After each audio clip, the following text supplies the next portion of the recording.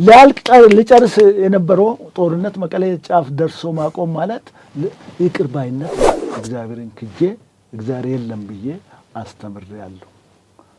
ያ ማን ነው? ኮሙኒስት። ያ ማን ነው? ጉግማንጉግ። ኢትዮጵያዊነቴ መምረጥ መመረጥ ያንን የሚያግድብኝ ኃይል እንግዲህ ለኔ ቀይ መስመሬ ነው። ለኔ በግላ እውነት ለሶማሌ አዝና ነው ዚያድ ባሬን ለመደገፍ ነው ወይንስ? ስለዚህ ያ ሁሉ ቡቱቱ ፍለጋ ነው የሄድነው። በራሳችን አቅጣጫ በራሳችን ርዕዮተ ዓለም በራሳችን አስተሳሰብ ብንሄድ ኖሮ ቃል አቀባይ ሆነዋል ጀነራል ያደርጉ ተብለው ሲነገሩ እኔ ማንንም ወሬ አቀባባይና አመላላሽ አይደለሁኝም የሚል ኃይለ ቃል ተናገሩ። ከዛ በኋላ ያዛችሁትን ይዛችሁ ቀጥሉ፣ ህዝቡ የመረጣችሁትን ህዝቡን ወረቀት አታበላሹ ብዬ ነግሬያለሁ። የነገርኩትም ሰውዬ ምን አለኝ? ስብሐት ነጋ ከጉድጓድ ውስጥ በገመድ አለም እንደ ወታደሩ ጎትቶ ተሸክሞ ያወጣ የኢትዮጵያ ሰራዊት ያ ሰውዬ ጥሩ ስለሆነ ነው። ያኔ ኢህአዴግ ገልባጭ አስገልባጭ መምሎ ድራማ ከቀኑ በ12 ሰዓት በበቃኝ ወደ ቤት ሸኝቶኛል።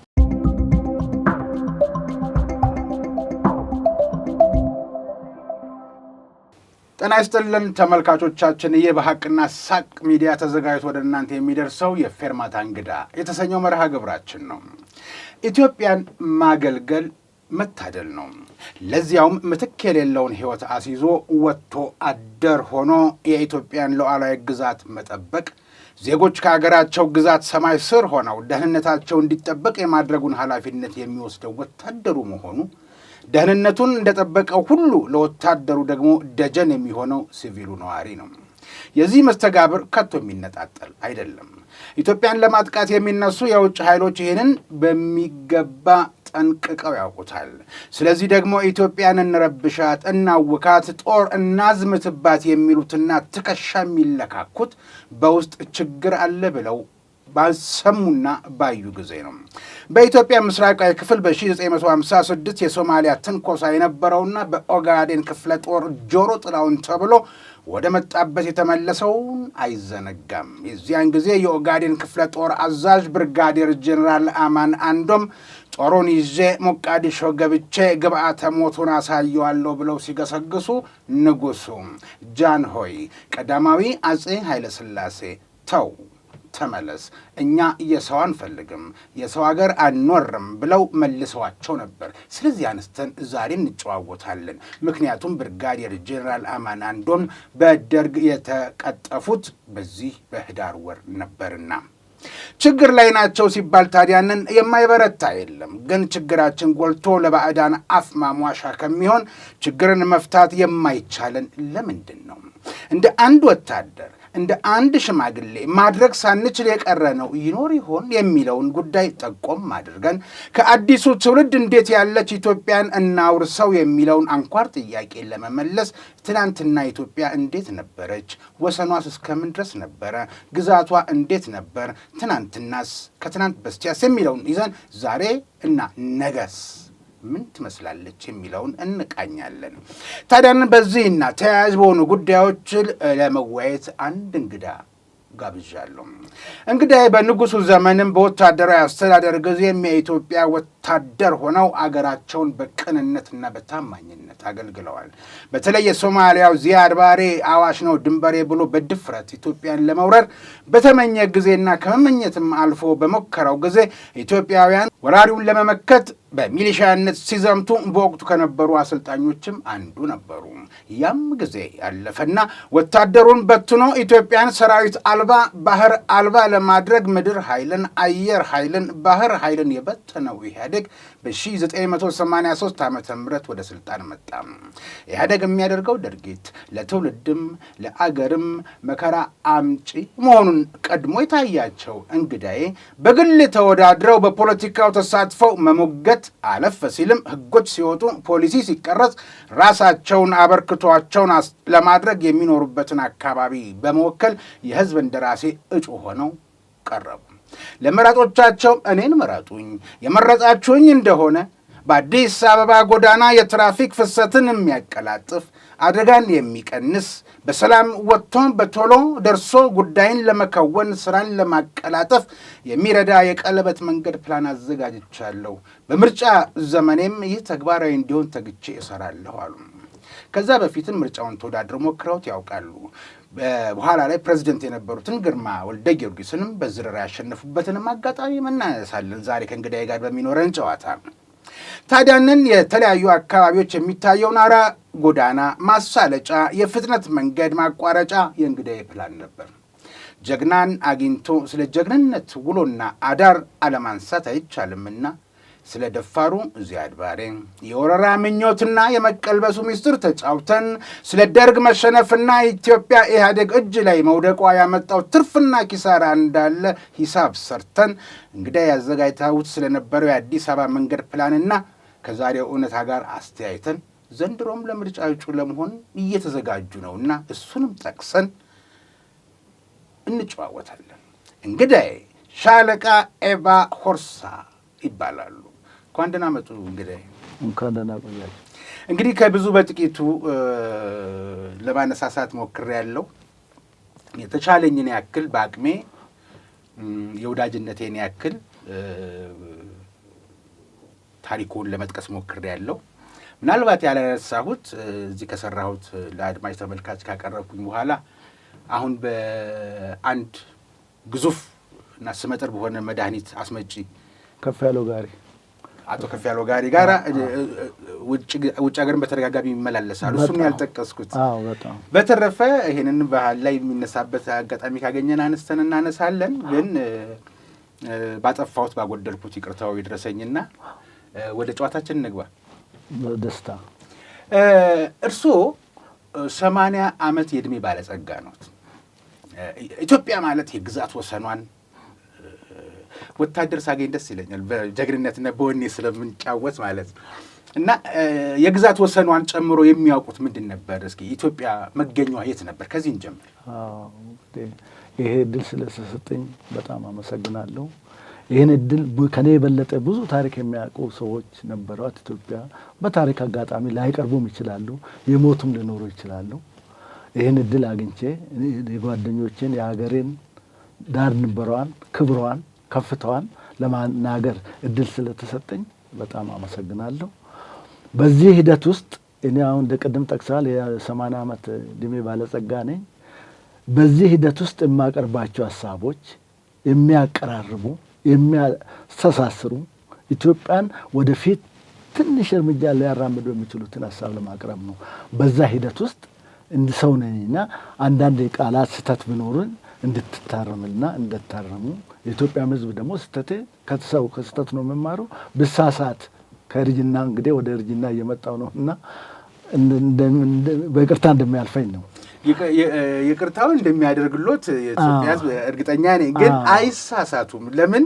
ቆፍጣናነቱን ስለሚያደው እድሜው 80 ሆነ ቆጠረ እንጂ የማስታወስ ችሎታውን ስለምረዳ ብዬ ነውና አይስጉ። በነጻ ነው ያጫውቱ። አመሰግናለሁ። እንግዲህ ኢትዮጵያ ትላንትና ዛሬ ነገ ስንል ምን አይነት ኢትዮጵያን ነው እኔ ስወለድ የተቀበልኳት ኢትዮጵያ ምን አይነት ኢትዮጵያ ነበረች? ዳር ድንበሯን ስንወስድ እንግዲህ ቀጥታ አውቶማቲካሊ ድንበራችን ቀይ ባህር ነው። ይህንን የምናገር የሚክድ ሰው የለም። ኢትዮጵያ እስከ ሳውዲ አረቢያ ድረስ አረቢያን ማለት እስከ የመን ጫፍ ድረስ በአጠቃላይ በካሊብ ንጉስ ካሊብ አማካይነት ባጼ ካሊብ አማካይነት 300 መርከቦችን አሰማርታ እስከ ማዳጋስካር የመራች አገር ነች። እንደ አይነት ህዝቦች ነበርን። እንደዚህ ነበር። እንደገና እሱ ብቻ አይደለም። አትላንቲክ ውቅያኖስ ኢትዮጲስ ነው የሚባለው፣ በኢትዮጵያ ነው የምጠራ። ኢትዮጵያ ፍጹም ገናና አገር የነበረችው አገራችን እንደሆነች በታሪክ ሰምቻለሁ። በተጨባጭ ደግሞ አሁን በምንመለከትበት ጊዜ ኢትዮጵያ የምትገኝበት አካባቢ ያው በምስራቅ አፍሪካ ነው። ማንም ሰው ያውቃል። ዳር ድንበሯ ቀይ ባህር ነው ወሰኗ። ማንም ዓለም ያውቃል። ዓለም በሙሉ ይመሰክራል።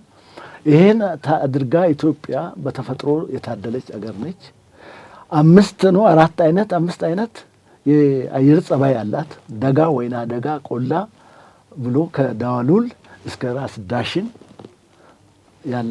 ያለች አገር ነች። እቺ አገር ውስጥ ያልታወቀ ቁጥሩ የማይተመን ዓለምን የሚጠቅም ሀብት ያላት አገር ነች። ለራሷ ተርፎ ለማንም የምትተርፍ አገር ነች። ለምሳሌ እኛ ለራሳችን መመስከር ስለማንችል ለራሳችን መናገር ስለማንችል እንጂ እንግዳችን ከ3 ቀን በፊት የመጣ እንግዳ ከሲንጋፖር የመጣ ጠቅላይ ሚኒስትር እንደ አጋጣሚ ሲንጋፖር የዛሬ 7 እና 8 ዓመት ሄጄ አይቻለሁ፣ ጎብኝቻለሁ። ምን ብሎ መሰከረ? እኛ ምንም የለንም፣ ማዕድን የለንም፣ ትንሽ አገር ነን። ከአዲስ አበባ ያነሰች አገር ነች። ከአዲስ አበባ ያነሰች አገር ነች። ዓለምን በአንደኛ ደረጃ ልትመራ የቻለችው ምንድን ነው? በእውቀት ነው። እሱ ምን ብሎ ነው የመሰከረ? እኛ ምስክርነት ሰጥቷል። ማዕድን የለንም፣ ትንሽ ህዝቦች ነን። ኢትዮጵያ ግን ማዕድን አላት፣ ሰፊ ህዝብ አላት፣ ታላቅ አገር ነች ብሎ ነው የመሰከረ። ይሄ በኢትዮጵያ ዩኒቨርሲቲዎች ውስጥ ማስተማሪያ ሊሆን የሚችል ቃል ነው። እያንዳንዳችን ቤታችን ውስጥ እንደ ፎቶግራፍ የምንለጥፈው ቃል ነው፣ ምስክርነት ነው። ሰዎች የሚሰጡንን ምስክርነት ይዘን ከሄድንበት አቅጣጫ ለመመለስ ምን ይፈለጋል? ለጠየቀን ጥያቄ ኢትዮጵያ ታላቅ አገር ነች። ሁሉም ማዕድናት አላት።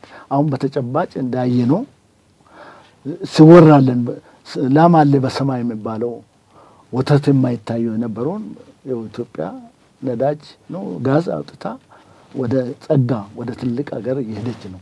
ኢትዮጵያ ይቺ ነች። ሌላ ኢትዮጵያ ምንድን ነች? ኢትዮጵያ ለኔ ኢትዮጵያኖች የሚታወቁበት መገለጫቸው ለሰው ልጆች ክብር የሚሰጡ የመጀመሪያ ሙስሊሞችን ወደ ኢትዮጵያ ተቀብለው ይሄ ታላቅ ታሪክ ነው። ያልተነገረ ሊነገር የሚገባ ዓለም በሙሉ ሊያውቅ የሚገባ ታሪክ ያለን ህዝቦች ነን። ስለዚህ ኢትዮጵያ ማለት እቺ ነች። ኢትዮጵያ ማለት ጥሩ ህዝቦች ያሉባት ሀገር ነች። የመቻቻል ባህል ያላቸው ህዝቦች መኖሪያ ነች። ኢትዮጵያ ማለት ይሄ ነው መስሉ። እንግዲህ ቀደም ሲልም ከታሪኳን ግዛት ወሰኗን ጠቅሰው ሲያብራሩልኝ እርሱ ባይወለዱም ከተወለዱ በኋላ ወደ ውትድርናም ሲገቡም የተረከባች ኢትዮጵያችን ነበረች። አዎ፣ አንድነቷ የተጠበቀ ፍቅሯ የተጠበቀ። አንድ ሰው ለምሳሌ እኔ ወደ አርሲ ነው የተወለድኩት። ከሽርካ ከባሌ የሚመጡ ነጋዴዎች አሰላ እኛ ቤት ነው የሚያድሩት። አልቤርጎ የለም። አብልተን ከብቶቻቸውን ብቅ አብልተን እግራቸውን አጥበን እግራቸውን ስመን የምናኖር ህዝቦች ነን። ኢትዮጵያ ውስጥ በዛን ዘመን መታወቂያ እንኳን የለም። መታወቂያነት ሰው መሆን ነው። ኢትዮጵያዊ እንኳን ብሔሩ አይደለም ከየት ነህ አይደለም የለም። ሰው መሆን ብቻ ነው። መታወቂያ የሚባል አንተ መታወቂያ አቅርብ እንዲያድርግ የሚባል ነገር የሌለበት ኢትዮጵያ ነው ተገርብያቀውት። የሚገርም ነው። ይሄ ነው የኢትዮጵያ ታላቅነት። በተለይ በእስልምና እምነት ተከታዮችና በክርስትና እምነት ተከታዮች ዘንድ ያለው ፍቅር አንዱ የአንዱ ማሰብ፣ አንዱ ለአንዱ መጨነቅ ሌላው ዓለም ላይ የለም። እንግዲህ አሁን እስልምናና ክርስትና ጉርብትና አላቸው የሚባልበት እስራኤልና ፍልስጤም ጋር እንኳን የሌለ ነገር ነው እኛ ጋር ያለው። ስለዚህ እንግዲህ አባቶቻችን ክብር ምስጋና ይግባቸው፣ ሞቱትም በጀግንነት ላቆዩዋትም ዘላለማዊ ክብር ይሁን። ምክንያቱም ለእኛ ያወረሱን እኛ እንዴት ይዘናታል ኢትዮጵያን የሚለው ነገር ነው የሚያነጋግረው። እንደው ታሪክ እንዲያዳርሰን ወደዚህ ጉዳይ እንመለሳለን። እርስዎ በንጉሱ ዘመን ጀምሮ የውትድርና አገልግሎት ላይ ነበርኩ። እቺ ነገር አንድ ነገር ጨምሬ ሌላ ስለ እስልምናና ክርስትና እኔ አርሲ የሚባሉ እስልምና ተከታይ ሰዎች አሉ ባሌ። እኛ ከአርሲ በቆጂ አካባቢ ከለበሶ ነው የሚባል አካባቢ ነው። ወደ ባሌ እንሄዳለን። ክረምት ከብት ይዘን እዛ እንኖራለን። ጠፍ ነው አገሩ፣ በጣም ሰፊ ነው። እኔ እረኛ ሆኜ ትንሽ ልጅ ሆኜ ከብት ስጠብቅ የእስላም አረፋ ይሆናል እንግዲህ ምናልባት አላውቅም፣ ግብዣ ያደርጋሉ። ልጆች አብረን እረኛ የሆኑ ልጆች አሉ። ድግስ ሄደን የታረደውን ቅቅሉን በላን። መጣው ገባ ቤቴ። ስመጣ የተዋልክ እንዴት ዋልክ? እዛ ሙስሊሞች ጋር ሄጄ እዛ ምሳችን በልተን ጠግበን ስጋ በልተን መጣን አልኩ። እንዴ የሙስሊም ስጋ እንዴት ትበላለህ? ኖ እኔ የሙስሊም ስጋ አልበላሁም፣ የበሬ ስጋ ነው የበላሁት ብዬ የማወገትኩትን ገና እንግዲህ የዛሬ 70 ዓመት ገደማ እቺን አስታውሳለሁ። እዚች ላይ ደግሞ ልጨምርልኝ። አሁን ወደ ዱባይ ይመላለሳለሁ። ዱባይ ኢንተርናሽናል ሆቴሎች አሉ። ያቺ እኔን ነገር ዱባይ ሲሄድ ሙስሊሙም ጠቅልሎ ሁሉም ጠቅልሎ ከዓለም ሁሉ የዓለም 210 ዜጎች አይነት ማለት ብሔር ወይንም እንበል ያሎች እዛ አንድ ቦታ የሚበሉት ተሰብስቦ ይሄ እስላም ነው ይሄ ክርስቲያን ነው የሚባል ነገር የለም። አብረን ተሰብስበን ነው የበላ ነው። ያችን እንግዲህ ገና እኔ በልጅነቴ ያየሁትን በተግባር እዛ አይቻለሁ። ሲቀርብልህ ባርከህ ብላ ደግሞ እኮ ደስ የሚለው በልጅነቱ ያንን አሉና እንዲህ ነገር የመምረጥ እድልም ወደማያገኘው ውትድርና ደግሞ ገቡ። አዎ በንጉሱ ዘመን ጀምሮ ነው ውትድርና አገልግሎት ውስጥ የገቡትና ድንገት እያገለገሉ በ1966 ደርግ መጣ። እንግዲህ አመጣጡ ደሞዝ ጥየቃ ነበር። ቀለብ እና ነገሮች መልካቸውን ለወጡ በአጭር ጊዜ 6 ወር መንፈቅ አልሞላም።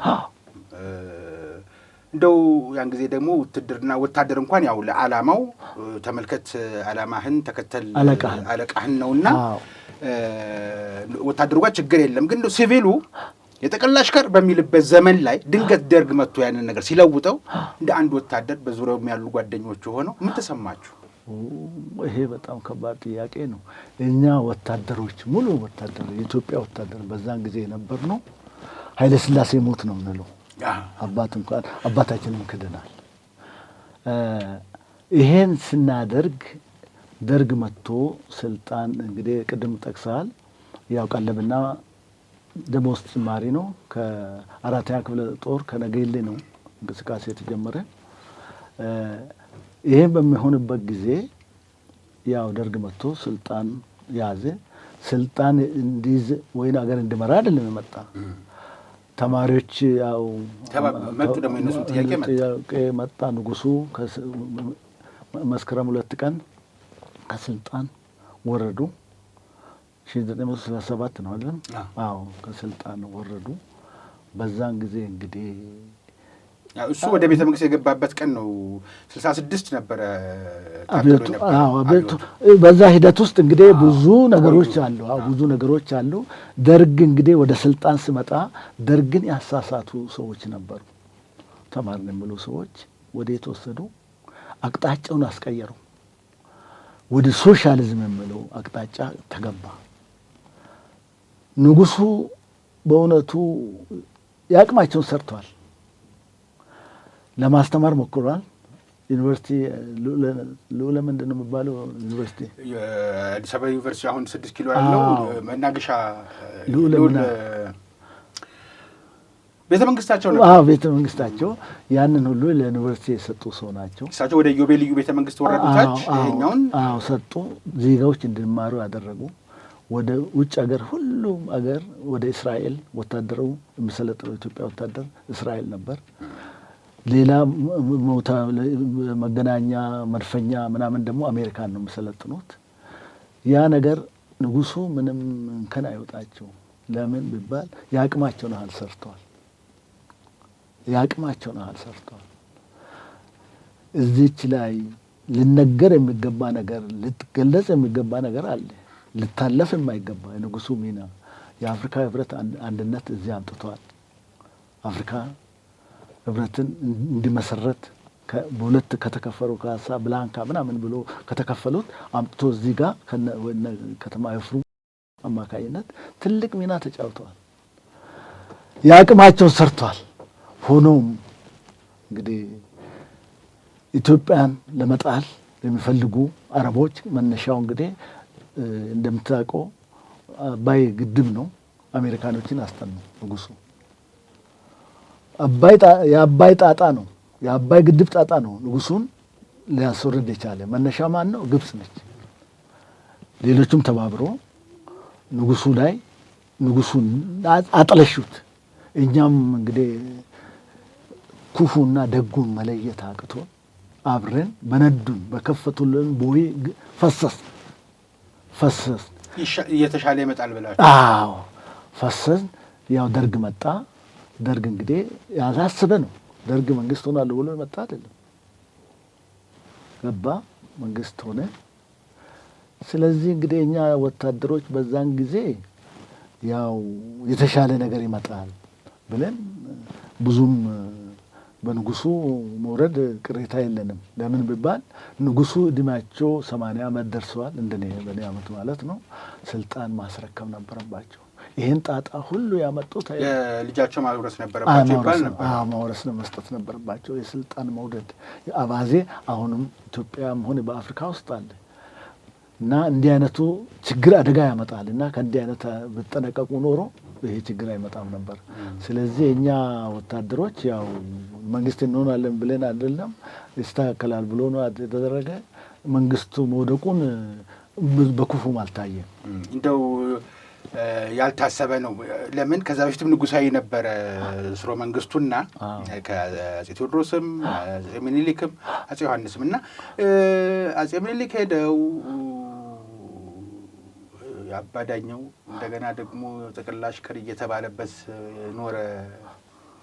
ባህሉ ሳይለቅ እንደ ቶሎ ብሎ ወደ ደግሞ ዓለምን በአጋጣሚ ለሁለት ቅድም እርሶም ጠቅሰውታል፣ ለሁለት የተከፈለችበት ነው። የኮሚኒዝም እና የኢምፔሪያሊዝም ጎራ ነበርና እንደው ቶሎ ወደዛ መሄድ ወጣ ብትሉ የሚሰማው ያ ነው። ዞር ብትሉ የምታዩት ወታደሩ መሳሪያ ይዞ ወደ ስልጣን እየመጣ ነው። እንደው ስሜታችሁ እችን ብቻ ያጋሩኝ እስኪ። ድንጋጤ ነው? ሰራዊቱ ይቀጥላል፣ የክብር ዘቡን በክብር ዘብ፣ ኃይሉም የምድር ኃይል፣ የባህር ኃይሉም በባህር ኃይል ሆኖ ይቀጥላል፣ የመበተን አደጋ የለም ምናምን ወይስ እንበተን ይሁን ስጋት ነበረባቸው? እችን ማወቅ ፈልጌ። በፍጹም ስጋት አይኖርም። ምክንያቱም ወታደሩ አንድነት ነው፣ አንድነት የነበረው ወታደር ነው። ደሙም ወታደር ኢትዮጵያዊ ነው እና የተበከለ ነገር አልነበረማ። በዛ ዘመን እንዳሁኑ የሚበክል ነገር ቢኖር ኖሮ ሊኖር ይችላል፣ ግን የተበከለ ነገር ስለሌለ በንጹህ መንፈስ ነው እና ያ ደርግም ደግሞ ግዛዊ ነው። ግዛዊ ያለው ግዛዊ ነው ሰጥቶ መለየውን አድርጎ ወደ ካምቡ ይመለሳል ነው እና ደርግ አቀፈ አለውሎን። እሳት ነው ስልጣን ማለት እሳት ነው። ነደደ አላወቅበት አቀፉ ስላላወቀ እንደ ጎል ኪፐር ዘሎ ወሰደ። ብብቱን አቃጠለው እና ስህተት ተሰርቷል። በካፒታሊዝም ስርዓት ቢቀጠል ኖሮ ይሻል ነበር። ምክንያቱም ኢትዮጵያ በጣም አብባ ነበር። ለምሳሌ ሰፋፊ እርሻዎች ተጀምሮ ነበር በግል። ለምሳሌ አርዶ የሚባለው ወደ አሰላ አካባቢ፣ እነዚህ ሱድን ማነው ይሄ የምን ሲዳ የሚባለው ምንድን ነው? የሱዲን ነው። የሱዲን ልማት ድርጅት። አዎ እነሱ አሁን በጣም ሰፋፊ ስራ ተሰርቶ ነበረ በኢትዮጵያ ውስጥ። ይሄን መባል እንደው ከፍተኛ እንቅስቃሴ ነበረ ወደ ካፒታሊዝም ስርዓት ማህበር ውስጥ ለመግባት። እንደገና ደግሞ ነፃ ገበያ የሚባለው አሁን ይሄ ካፒታል ገበያ ምናምን ሁሉ ተጀምሮ ነበረ እና እንትኑ ጥሩ ነበረ ማለት ነው። በዛ ቢቀጥል ኖሮ ጥሩ ነው። በሶሻሊዝም በሶሻሊዝም ያው ዋናው ያው ሶቪየት አባት አገርም ፈርሳለች። ያው እኔ እንደምታውቀው እዛ አንድ ረዥም ዓመት ተምሬያለሁ። ምስራቅ ጀርመንም ነበርኩ። ስለዚህ ያ ሁሉ ቡቱቱ ፍለጋ ነው ነው በራሳችን አቅጣጫ፣ በራሳችን ርዕዮተ ዓለም፣ በራሳችን አስተሳሰብ ብንሄድ ኖሮ እንዲህ አይነት ነው። ወደ አሜሪካንም ብትሄድ ወደ ብራንም ብትሄድ እንትን ፈለጋ አልቀረሉትም። ግን ያው ሄደው ሶሻሊዝምን አባት ሀገር ተምረው መጥተዋል። አዎ ተምሬ መጥቻለሁ። ሆኖም ያ ትምህርቱን ተግባራዊ ሳናደርግ ወረቀቱም ጠንክርነ ማን ነው የሚባለው ባለሱቆቹ ማርክሲዝም ሌኒኒዝም መጽሐፉን ቀዶ የሱካር መሸጫም ላያደርጉም አልፈቀዱም። ስለዚህ ወዲያው መንግስት ተገለበጠ እንደመጡ አይደለም። ለምን ስኳር መሸጫ ሆነ ብዬ ነው እንደው ተግባራዊ ሳያደርጉት የተማሩት። ወዲያው ነው የመጣ ነው። እኔ 80 አካባቢ ነው የመጣው። ለዛ እኮ ነው መንግስት ተለወጠ የሚሉት። ኢህአዴግ መጣ ወይ ማለት ነው። ወዲያው መጣና ያው ጥቅም ላይ አልዋለም ማለት ነው መጽሐፉ። ስኳር መሸጫ መሆን አልቻለም። ስለዚህ ያም ክፋት ኖሮት አይደለም፣ የራሳችን ርዕዮተ ዓለም ይዘን ያንን ጨምረንበት ከምዕራቡም ከምስራቁም ከ81 በኋላ ደግሞ ሚክስድ ኢኮኖሚ ነበር አገሪቷ የምትከተለው ኢኮኖሚ። ጊዜ ካለፈ አጥናፉ አባተ የሞቱበት በዛ ኬዝ ነው እዛን እንከተላለን። በፊት ያኔ እሳቸው ያን ጊዜ ያሉት ነገር ነው 81 ላይ ይሆን። አዎ ሰውየው ባይሞትስ ኖሮ የበለጠ ሰው ዞሮ ሰው መግደል ጥሩ አይደለም እና አስፈላጊ ስላለ እስኪ ወደ ኋላ ልመልሰዎት። በ1956 የሶማሊያ ትንኮሳ አሁን ብዙ ጊዜ የሚመስለን አዋሽ ነው ድንበሬ ብሎ በ67 በሰባ የዚያድ ባሬ አገዛዝ የተነኮሰን ነው የሚመስለን ብዙዎቹ በእኔ ዕድሜ ያሉ ሰዎች ወጣቶችም ታዳጊዎችም በየትምህርት ቤቱም ያሉ። ግን በ1956 አንድ ቀን ግማሽ ቀን የፈጀች ጦርነት ተደርጋ ነበር በኦጋዴን ክፍለ ጦር ብርጋዴር ጀነራል አማን አምዶን ነበር የሚባለው። ሰዓት 3 ሰዓት ነው 2 ሰዓት ለሰዓታት የፈጀች ነች ምቷም። የዛን ጊዜ ነበር የሞከረው። ጃንሆይ ግን ተመለስ አሏቸው አማን አምዶንን። እስኪ ስለዚህ ነገር ያስታውሱ። እንግዲህ እኔም እዛ ታሪክ ሰማሁ እንጂ ታሪኩ ተዋናይ አይደለሁም እና እንደሰማሁትና እንደተረዳሁት አማን አምዶም መጥቶ የኢትዮጵያ ቀዳሚ ምንድነው ፕሬዚዳንት እንዲሆን የተመረጠው በደርግ የተመረጠው በኦጋዴን አካባቢ የሚታወቅ ከነ መንግስቱ ኃይለማርያም ጋር ታዋቂ ስለሆነ በወታደር ተወዳጅ ስለሆነ ነው መጥቶ ፕሬዚዳንት ሊሆን የቻለ። አማን አምዶ በዛን ዘመን ንጉሱ አየር ወለዶችም ፓራሹት ወርዶ ከጀርባ እንዴት እንደመቱ ታሪክ አጫውቶኛል አንዳንድ ሰዎች። ስለዚህ ኢትዮጵያን ተንክሳ ኢትዮጵያ ንጉሱ ትእዛዝ ሰጥቶ ባለው እዝ ማለት ነው ጦርነቱ ተከፈተ። አባሮ አገራቸው ከተመለሱት በእርጌሳ በምናምን በኩል ወደ ሶማሊያ ተመለሱ። ከተመለሱ በኋላ አማን አምዶ ቀጥታ ሞቃዲሾ ገብቼ አገሩን ለመያዝ ወይንም ያንን ትኩሻ ያመጣውን ሰውዬ አመጣለሁ ብሎ አስቦ ነበር። ንጉሱ ግን አይደለም፣ አይደረግም፣ ታሪክ የለንም፣ የመውረድ ታሪክ የለንም፣ የሌላ ድንበር ጥስን የምንዋጋበት ምንም ታሪክ ስለሌለን ታሪካችን አታበላሽ እና ተመለስ ብሎ ያው ንጉሱ ትእዛዝ ነው። አማን አምዶ ተመልሷል። ተመልሶ እንግዲህ በደርግ ውስጥ መጥቶ ስለ አማን ካነሳው መጡ ማቆን ነው ቅድም እንግዲህ ሀቁን ለነገር ያልኩት መጡ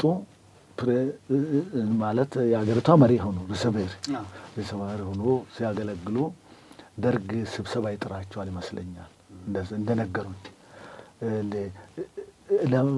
ለምን እነዚህ 50 አለቆች 10 አለቆች እኔን እንዴት ይጥራሉ? እነ መንግስቱ በሱ ስር የሚታዘዙ ናቸው። ሌሎችም በሙሉ ደርግ የተባለ እንግዲህ ወታደሮች ናቸው። ወታደር አለ፣ 100 አለቃ አለ፣ 50 አለቃ አለ፣ 10 አለቃ አለ እና በ10 አለቃ እንዴት ይጠራሉ? እንዴት 10 አለቃ ይጠራል? እንግዲህ የተነገረኝ ነው የሰማሁት ነው። እንዲና ሲባል አልመጣም አለ።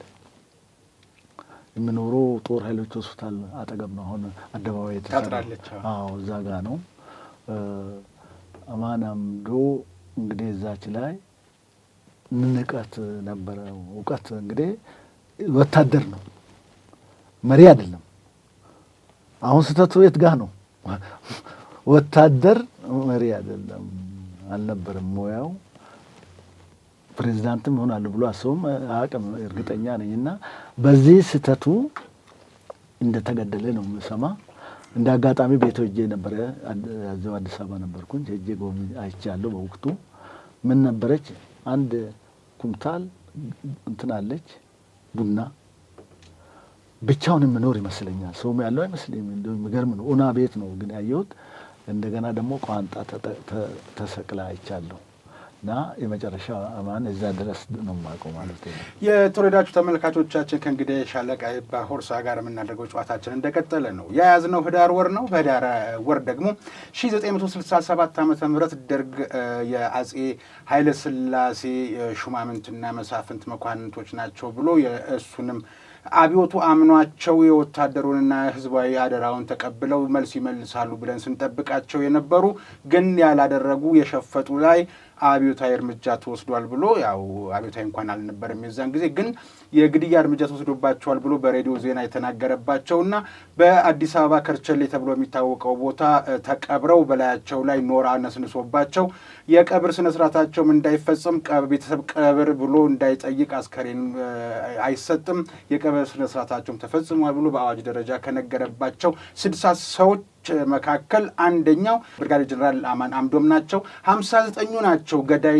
ተጠርቶባቸው ከእስር ቤት ከቤተ መንግስት ወጥተው ከርቸሌ ሄደው እንዲረሸኑ የተደረጉት። 60ኛው ብርጋዴር ጀነራል አማን አምዶም ግን በቴሌግራም ወታደራዊ መፈንቅለ መንግስት ሊያደርግ አሲሯል እና የደርጉ ቃል አቀባይ እንዲሆኑ ሄዳችሁ ንገሯቸው መሾማቸውን ተብሎ ቀን 7 ሰዓት ላይ ዜና ተነገረ። ይህን ቀድሞ ሰምተው ነበር እሳቸው። በእንግሊዝኛ ነበር ዜናው የተነገረው።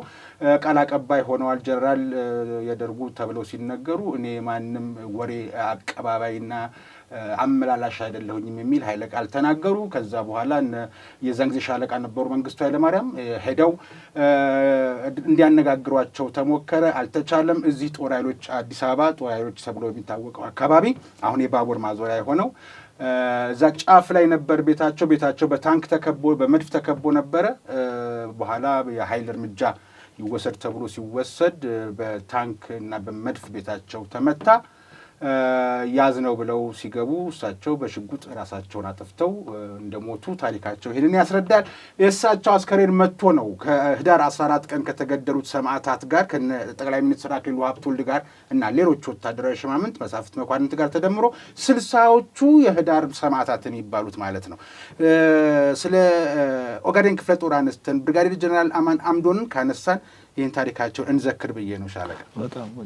ወደ ቀጣዩ ጥያቄ ልግባ። እስኪ እዛው ሶማሌን ቆይና ከዚያድ ባሬ ጀርባ ታሪካዊ ጠላታችን ግብፅ ከፊት እነ ሶሪያን እነ ሊቢያን እነ ኢራቅን እነ ኩዌትን እነ ሱዳንን አስቀድማ ከኋላ እያጨበጨበች የዚያድ ባሬን ጦር ትደግፍ ነበር። እውነት ለሶማሌ አዝና ነው ዚያድ ባሬን ለመደገፍ ነው ወይንስ በቀጥታ ኢትዮጵያን ለመጉዳት ነበር ያን ነገር የምታደርገው? አዎ እንግዲህ ግብፅ ምን ጊዜም ተቋርጦ አቋርጣም አታውቅም። ያንም ስትጀምር ዛሬም አቅጣጫው ዓላማው አንድ ነው፣ አንድና አንድ ኢትዮጵያን ማጥቃት ነው። ሶማሌን የምትጠቅም ኖሮ ሶማሌን ልትረዳ የምትችል ኖሮ አሸባብና የተለያዩ ይሄ ምንድነው የነበሩ የተለያዩ ነፍጥ አንስቶ ሶማሊያን ሲበትኑ ለስንት ዓመታት ለ10 ወይ ለምን 20 ዓመት ሊጠጋ ይችላል። በዛን ጊዜ ያልነበሩት ሶማሌ ለዛ ያልደረሱት ዛሬ ከየት መጡ? ለሶማሌ የደረሰው የኢትዮጵያ ሰራዊት ነው፣ የኢትዮጵያ ጦር ነው። ዛሬም ደሙን የሚከፍለው አጥንቱን እየሰበረ ያለ ጦር የኢትዮጵያ ጦር ነው። መስዋዕትነት እየከፈለ ያለ የኢትዮጵያ ጦር ነው። ስለዚህ ለሶማሌ ሊጠቅም ሳይሆን ሶማሌን እንደ መሳሪያ ተጠቅሞ ኢትዮጵያን ለማጥቃት ነው፣ ኢትዮጵያን ለማተረማመስ ነው፣ ኢትዮጵያኖችን አንድነታቸውን ለመበታተን ነው፣ የኢትዮጵያን እድገት ለመግታት ነው። ዓላማ አላቸው። እነዚህ ዚያድ ባሬን እንደ ፈረስ ነበር የተጠቀመችበት። እሷን ታርጌቷ በትክክል ያ ዓላማ ምንድን ነው? በዛ በኩል አንስታ ኢትዮጵያ የአባይ ተፋሰስ ላይ ምንም አይነት ትኩረት እንዳታደርግ ዞር ብላ እንዳታይ 17 ዓመት ሙሉ ደርግ ሲቃጠል ኖሮ እንትን ቅድም ነገር ያለው አልወሎ እሳት ያሳቀፈችው ማን ነች? ግብጽ ነች እኮ። ስታቃጥለን የነበረችው ግብጽ ነች። ሻዕቢያን ጀባ ብላ አስጀመረችው ማን ነች? ግብጽ ነች እኮ። ጀባ ነው የተጀመረ በግብጽ ነው የተጀመረ። ከዛ ሻዕቢያ ተፈጠረ።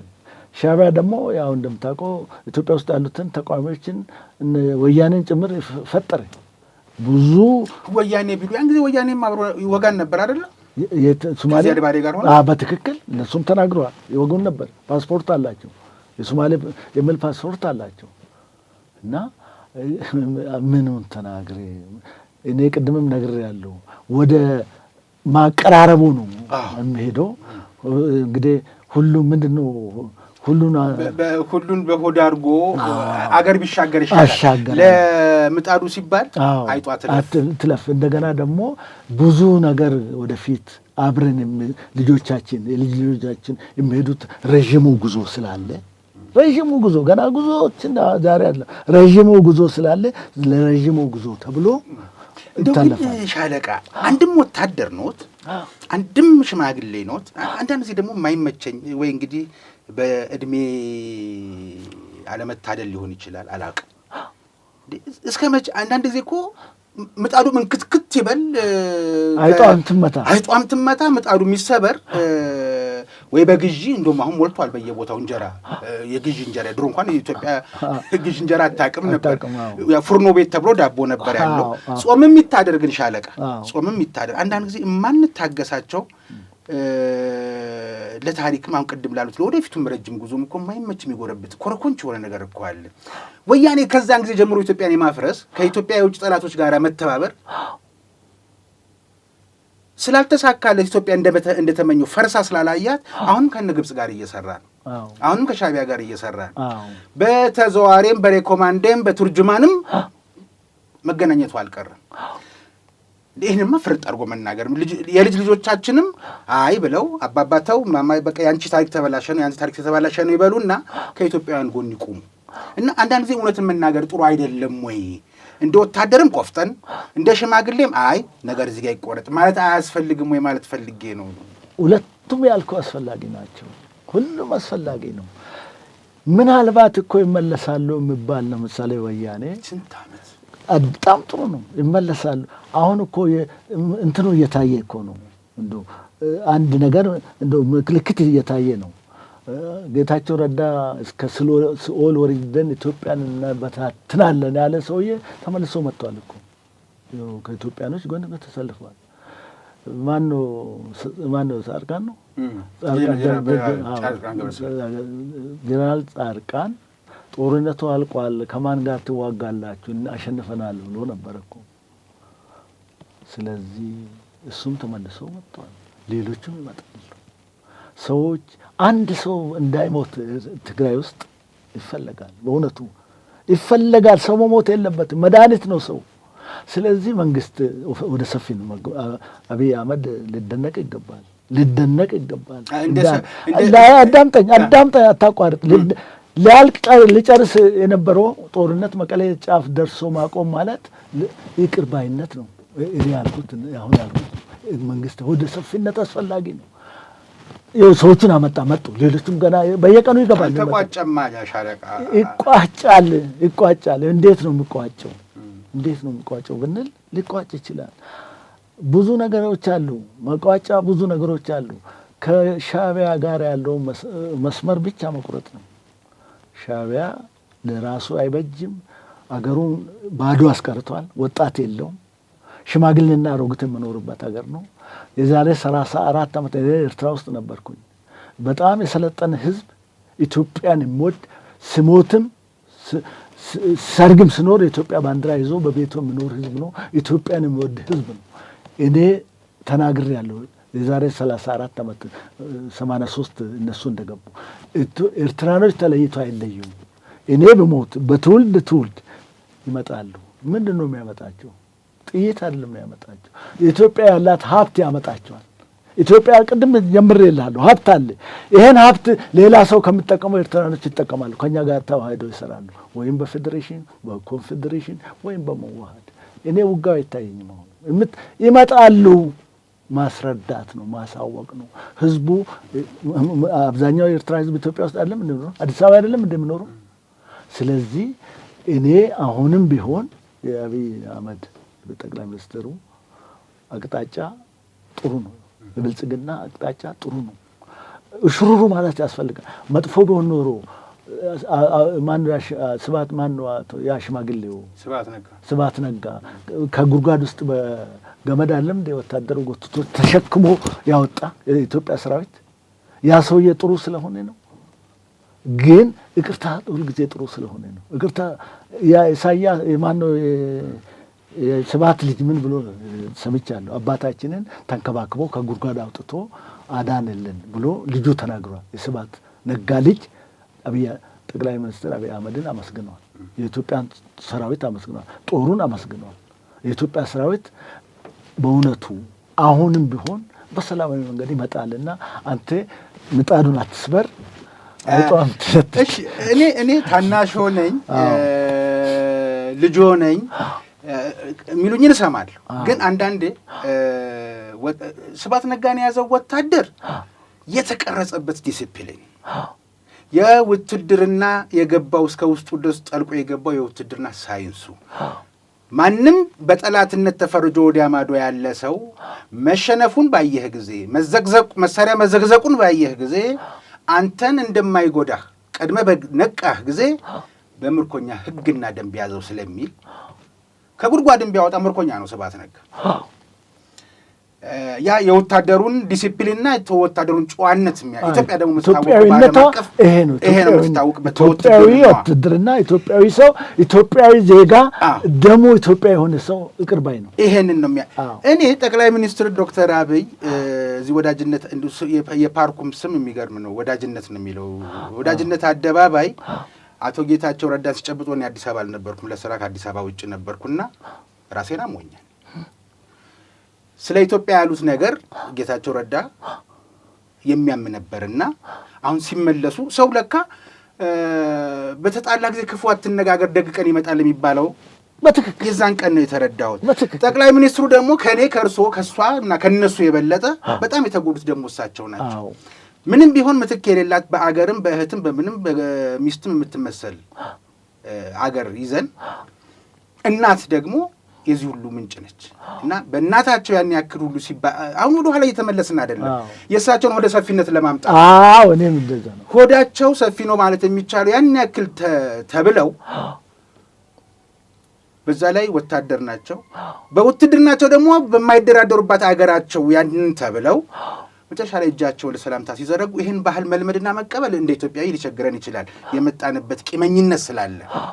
ግን አሁንስ ቢሆን ለትግራይ ሕዝብ የቀነሰለት ነገር አለ ወይ?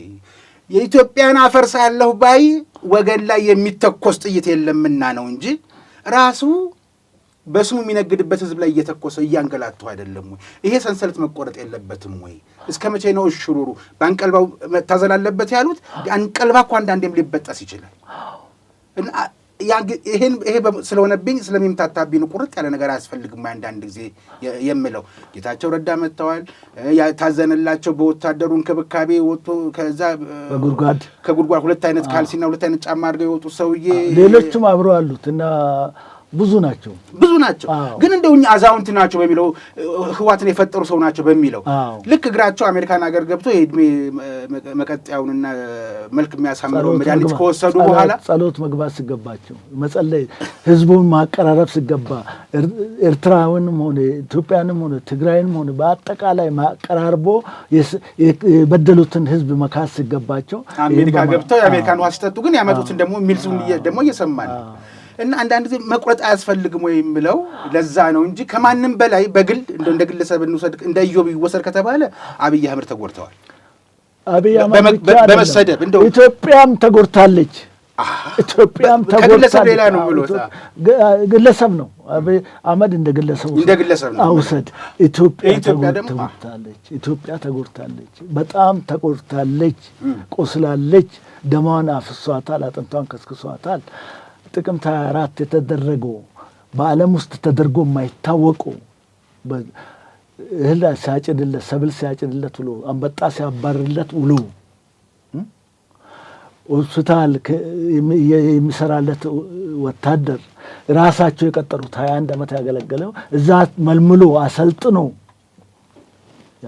የራሳቸውን ጠባቂያቸውን ዘበኛቸውን ኤርትራ ሄዶ የሞተላቸውን ኢሳያስ መጥቶ ጉድ ሊያፈራባቸው የነበረው የመከተላቸውን ሰው ከጀርባ የገደሉ ያስገደሉ እንዲህ አይከብድም? ለመናገርም ይከብዳል። በዓለም ታሪክ ውስጥ ይሄ አሳዛኝ ድርጊት ነው። ይሄም ተደርጎ አብይ አህመድ ይቅር፣ የሞተው ሞቷል፣ የጠፋ ጠፍቷል፣ የወደፊቱ ይሻላል፣ ኢትዮጵያ ይታያቸዋል። አብይ አህመድ ኢትዮጵያ ብሩህ ተስፋ ያላት ሀገር መሆኑ ይታያቸዋል። የሚመጡ ነገሮች ሁሉ ብሩህ ነገር መሆኑ ይታያል። ሰውየው መስክሯል። የሲንጋፖሩ ጠቅላይ ሚኒስትር ተናግሯል። ያንን መስማት ነው። ኢትዮጵያ ሀብታም ነች፣ ሁሉ ነገር አላት፣ ያጣች ነገር የለም። ግን ያንን እንዳትጠቀምበት የሚበጠብጡ ግብፅ እና ሌሎችም ተመሳሳይ እና ተላላኪዎቻቸው ያሳዝኑኛል።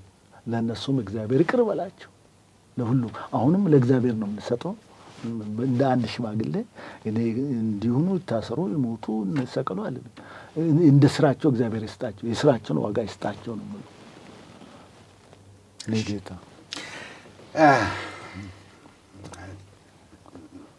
ይከብዳል ይጨንቃልም ይከብዳልም እንደው እንኳን እኔ እኮ ማውቀው ሻለቃ አንዳንድ ነገር አይገባኝ ይቅርታ አንተ ግን እኮ የዛሬ ዓመት በዚህ ሰዓት እንዲህ አድርገኛል ነበርም የሚል ቂም ምናገለባብጥ በሆዳችን እንዲህ አይነት ሰዎች አሁን እንዲህ አይነቱን ይቅርታ ለመቀበል እሺ ጥሩ ነው ባህሉ ምክንያቱም በሚያድጉ ህፃናት ላይ ከተሰራ ጭንቅላታቸው ላይ ከተሰራ እኔና እርሶ ባለፍን ጊዜ ይቅር ባይ ትውልድ ሊመጣ ይችላል ይህንን በታሪክ ሰንዶ ሲቀመጥ ያንን ላነበበ ታዳጊ ነገ ጭራሽም ቁርሾ የሚኖር ነገር አይኖርም አፍ ወለምታም ቢኖር ወዲያውኑ ይቅር መባባል ቢኖር ይችላል እንደ ባህል እኮ ጥሩ ግን አሁንም ደም እያስፈሰሱ ነው እነዚህ ሰዎች ይቅርታውንም ብየው ብለው የተሰጠ እድል እኮ አለ የይቅርታው እድል አቶ ጌታቸው ሲመጡ እነ ጀነራል ጻድቃን ሲመጡ አሁን ሌላም በትምህርት ሚኒስትሩ ምክትል ሚኒስትር አማካሪም ሆነው የሚኒስትር ዴኤታው አማካሪም የመጡትም ፕሮፌሰር ክንደያ ሌሎችም አሉ የገባቸው የኢትዮጵያ ጉዳይ የህወሓት አስብቱ አራጅነት የገባቸው ሰዎች እኮ አሉ የመጡ ግን አንብየው ብሎ በጣት የሚቆጠሩ 1 2 3 ቢሎ 10 ወይ 20 የሚሆኑ ሰዎች አሁንም እየበጠበጡ ያሉ አሉ አሁንም የትግራይን ህዝብ ጥይት እየተኮሱበት ባይገሉት ጆሮን እያደነቆሩ ያሉ ሰዎች አሉ እኔ ሰዎች ከይቅርታም በላይ ሆኑ እነዚህ ማስተንፈስ ካልተቻለ እንዲሁ ደም እየፈሰሰ የካይሮ ተላላኪ ሆነው የሻቢያ ጉዳይ አስፈጻሚ ሆነው አሁንም ሞታችን አሁንም ሌላ ቅጥረኛ በሌላ ቦታ ጋር መፈልፈሉ አይቀርም ስለዚህ ለምን የሆነ ቦታ ጋር አይቆረጥም ነው የኔ አባባል አዎ እንግዲህ አንድ ነገር ቅድም የጀመርኩ ነገር አለ የተናገርኩ ይቅርታ ምናምን ችግሮችን በውይይት የምትል ነገር ነጥብ አንስታል አሁን ምክክር ኮሚሽን ስራ ጀምሮ ለኢትዮጵያ ኢትዮጵያ ሰራሽው መድኃኒት ፎስ መድኃኒት በፕሮፌሰር ማናቸው መስፍን አርአያ መመራ መድኃኒቱ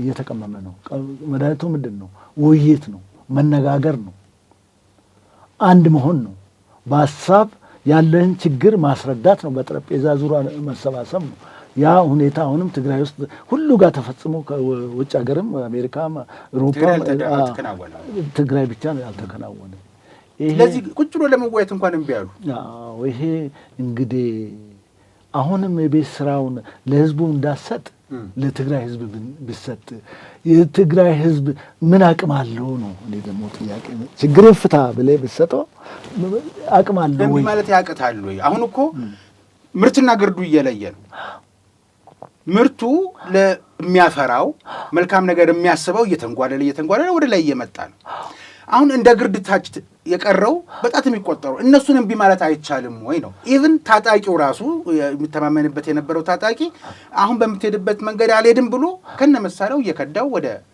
ሐራ የሚባል ወደ ሐራ መሬት እየሄደ ነው የቀሩትን ሰዎችን ብየው ማለት አይቻልም ወይ ነው እስከመቼ እየሞተ ይኖራል ልጅ እስከመቼ እየገበረ ይኖራል አሁን ይሄንን መፍት የሚሰጠው ማን ነው ቢባል ውጭ ሀገር ሆኖ እሳት የሚያቀጣጥሉ ሰዎች አንድ ልጃቸው ሳይሞት ልጆቻቸውን በፍረንጅ ሀገር እያስተማሩ የተሻለ ኑሮ እየኖሩ ህዝቡን የሚያደነቁሩ በዚህ በመገናኛ ብዙሃን የሚያደነቁሩ ሰዎችን ወደ ህግ ማቅረብ የመጀመሪያ ይመስለኛል ወደ ህግ ኢትዮጵያ ህግ አላት ሀገር ነች ከተባበሩት መንግስታት ህግ የምትተዳደር ነች ውጭ ሆኖ ጦርነት የሚሰብኩ ሰዎችን ወደ ህግ ማቅረብ ይኖርበታል የመንግስት ኃላፊነት የመንግስት ድርሻ ሃይ ማለት ይገባል ሁለተኛ ደረጃ ደግሞ የትግራይ ህዝቡ ጀምሯል ወታደሩ አንዋጋም ብሏል ህዝቡ ሰላምን እንፈልጋለን ብሏል እያንዳንዱ እኔ ብዙ የትግራይ ሰዎች ጋር ጓደኞች አሉ ገናኛለሁ መሯቸዋል መስማትም አይፈልጉም እንኳን ለውጋ መስማትም አይፈልጉም መልማትን ነው የሚፈልጉት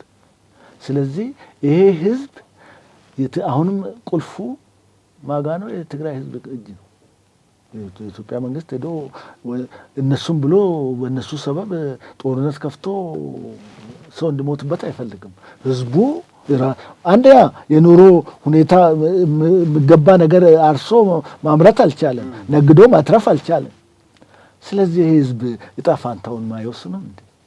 እኔ መንግስትም ወይም እኔ አንተ አይደለም እኛ ልንጸልይላቸው ይገባል። እንደው ውሰዱ የሚሻላችሁን ነገር ምረጡ ማለት እንችላለን። አሁን የሚሻለውን እየመረጡ ነው። ከነዚህ ሰዎች ጋር አንሄድም፣ ለነዚህ ሰዎች አንሞትም እያሉ ነው። ሌላውም ይቀጥላል። በየቤቱ ሁሉም አለ። እንደዚህ አይነት ሀሳብ ይኖራል ብዬ አስባለሁ። አሁንም የኢትዮጵያ መንግስት ወይም የኢትዮጵያ ህዝብ ኃላፊነት አይደለም። ኢትዮጵያ ጦር አታዘምትባቸው አልናደርግም ብሏል። ራሳ አገር ነው። ህገ መንግስቱ አልተቀደደም። ህገ መንግስት አለ። በህገ መንግስት ነው የምተዳደረው። እያንዳንዱ ክልል የራሱን የማስተዳደር መብት የራሱ ነው። የክልሉ መንግስት አልቻልኩም ማስተዳደር አልቻልኩም ኑና እርዱን ስል መንግስት አለ ያኔ ኃላፊነት ይገባበታል፣ አይዶ ያስተዳድራል። እና በህጋዊ አቅጣጫ ነው በህጋዊ መንፈስ ነው የሚከደው እንጂ በስሜት አይደለም፣ በስሌት ነው። ገብቷል? አዎ እቹ ተደራይ መልስ ናት። እሺ ከዚህ ጋር በተገናኘ በኋላ ማነሳው ጉዳይ አለ። ስለ ምርጫ ማንሳት አይቀርምና ትላንትና ማታ አንድ ያወጣ መግለጫ ያለ ከትግራይ ዘንድሮ ምርጫ የሚባል ነገር አይታሰብም የሚል አነሳለታለሁ። ግን ከዛ በፊት በደርግ ጊዜ የተዘጋጀ አንድ የቀብር ቦታ ነበር። የመጀመሪያው በሶማሊያ በዚያድ ባሬ ወረራ ወቅት ህይወታቸውን አጥተው የነበሩ ሚሊሻዎች፣ ወታደሮች የነበሩ ግን የቀብር ስፍራው ቀብር በመሆን አገልግሎት መስጠት ሲጀምር የተጀመረው በሚሊሻዎች እንደሆነ ያለውም ደግሞ ምስራቅ ፀሐይ ቅዱስ ገብርኤል ተብሎ በሚባልበት መካኒሳ ጀርመን አካባቢ እንደሆነ መረጃ ሰማሁኝ አገኘሁኝና ምናልባት የዚህን እርሱ እንዲያስረዱኝ የፈለኩት በኦዲዮም በቪዲዮም ስለሚሆን ማስረጃዎት አሁን በአገር መከላከያ ሚኒስቴር በሜጀር ጀነራል ጥሩያ ሰፌ የሚመራ የወታደራዊ ቅርስ ጥበቃ ዳይሬክቶሬት አለ እና ለርሱ ይጠቅመው ይሆናልና ይሄ ይሄን ታሪክ መሰነድም ስለሚሆን እስኪ ስለዚህ ያስረዱኝ። አዎ እንግዲህ ምስራቅ ፀሐይ የሚባለው ቤተክርስቲያን ገብርኤል ቤተክርስቲያን አለ በለቡና በመከኒሳ መካከል በጀሞ ወንዝ እና በአቃቂ ወንዝ መካከል ነው። የጀሞ ወንዝና በጀሞ ወንዝና በአቃቂ ወንዝ መካከል ማለት ነው። አቃቂ በዚህ በመከኒሳ የሚመጣ ነው። ጀሞ ደግሞ በጀሞ የሚመጣ ጀሞ ወንዝ ነው። በዛ መካከል የሚገኝ ቦታ ነው። ይሄ ቦታ ሲመሰረት መንግስቱ ኃይለማርያም ምንድነው ወደ እንትን ያለው ወደ ማነው ዮሴፍ ቤተክርስቲያን ሊጠብ ስለሚችል አዎ ወደፊት ደግሞ ሁሉንም ያዋሃደ አንድ ያደረገ ስንኖር ኢትዮጵያዊ ስንሞት ኢትዮጵያ የምትሉን ጠቅላይ ሚኒስትር አብይ አህመድ ቃል አለች። ያቺ ቃል ቀላል ቃል አይደለችም። ስንኖር ኢትዮጵያዊ ስንሞት ኢትዮጵያ የምለውን መንፈስ በማድረግ ለአራቱም ሃይማኖቱ ተከታዮች ታስቦ የታጠረና የተዘጋጀ ቦታ ነው። እዛ ላይ ኦርቶዶክስ አለ፣ ካቶሊክ አለ፣ የእስላም መቃብር አለ፣ የፕሮቴስታንት አለ። እዛ ይቀበራል። እንደዚሁም ደግሞ ሃይማኖት የለሽም አለ። ሃይማኖት አልባ ማለት እንግዲህ እነማን ናቸው? ጉግማንጉግ የሚባሉት ታውቃለህ? ማን ናቸው ሲባል ነው የምሰማው። አታውቃቸውም? አላውቃቸውም። ኮሙኒስቶች ናቸው። እኔም ያው እግዚአብሔርን ክጄ ቅር ይበለኝና ያው ራሻ ረዥም ዓመት ተምሬያለሁ፣ ጀርመንም ተምሬያለሁ። እግዚአብሔርን ክጄ እግዚአብሔር የለም ብዬ አስተምሬያለሁ። ያ ማን ነው? ኮሙኒስት። ያ ማን ነው? ጉግማንጉግ። አንዱ ጉግማንጉግ እኔ ነበርኩኝ። ግን ንስሐ ገብቼ አሁን ያው ቤተክርስቲያን ሲሰራም እንዴት እንደተሰራ ታሪኩን እነግርሃለሁ። እና ያ ቦታ ለዚህ ተብሎ ነው የተዘጋጀ። እንግዲህ ለአምስት ማለት ቤተክርስቲያን አልነበረው ሜዳ ነው። ቤተክርስቲያኑ አሁን የመጣ እንዴት እንደመጣ እነግርሃለሁ። እና ያ ቦታ ለዚህ ሲዘጋጅ በ1970 ዓመተ ምህረት 69 ሚሊሻ ዘምቶ ጦርነት ጓዴ ተጀምሮ በጅጋም በየትም ቦታ የቆሰሉ ሰዎች መጥቶ አሁን ምንድነው የሚባለው 4ኛ ክፍለ ጦር የሚባል አለ። መሻለካ ጋር የጦሩ ማገገሚያ ወይም ማስተናበሪያ ይባላል፣ ማስተናገጃም ይባላል። እዛ ያለ ጦር አለ። እንደገና ደግሞ ቆሬ መከኒሳ ቆሬ፣ እዛ ጋም የድሮ የአሜሪካ ትምህርት ቤት ነበር፣ አዳር ትምህርት ቤት፣ ቆንጆ ትምህርት ቤት ነበር። ጉድ ሼፐር የሚባል ትምህርት ቤት ገብረ ክርስቶስ አካባቢ ወይም ዘነበወርቅ አካባቢ ያው እዛ ፈረንጆቹ ያው ሲባረሩ ሶሻሊዝም ሲያባረራቸው ያው ወታደሮች የቆሰሉት እዛ ያገግሙ ነበር። የጤና ጥበቃም እዛ ጋር በጣም የተጎዱ ወደ ጀግኖች አምባ የሚገቡት እዛ ነበር የሚያርፉት።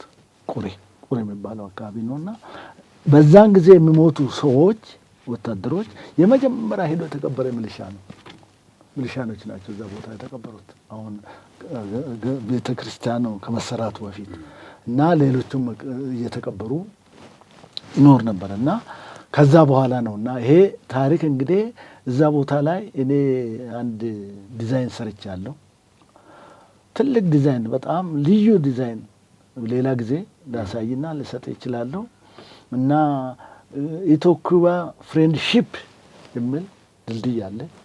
ከጀርመን አደባባይ በአየር ላይ ሄዶ እዛ ቀብሩ ድረስ የሚደርስ በጣም አስደናቂ ዲዛይን ሰርቻለሁ።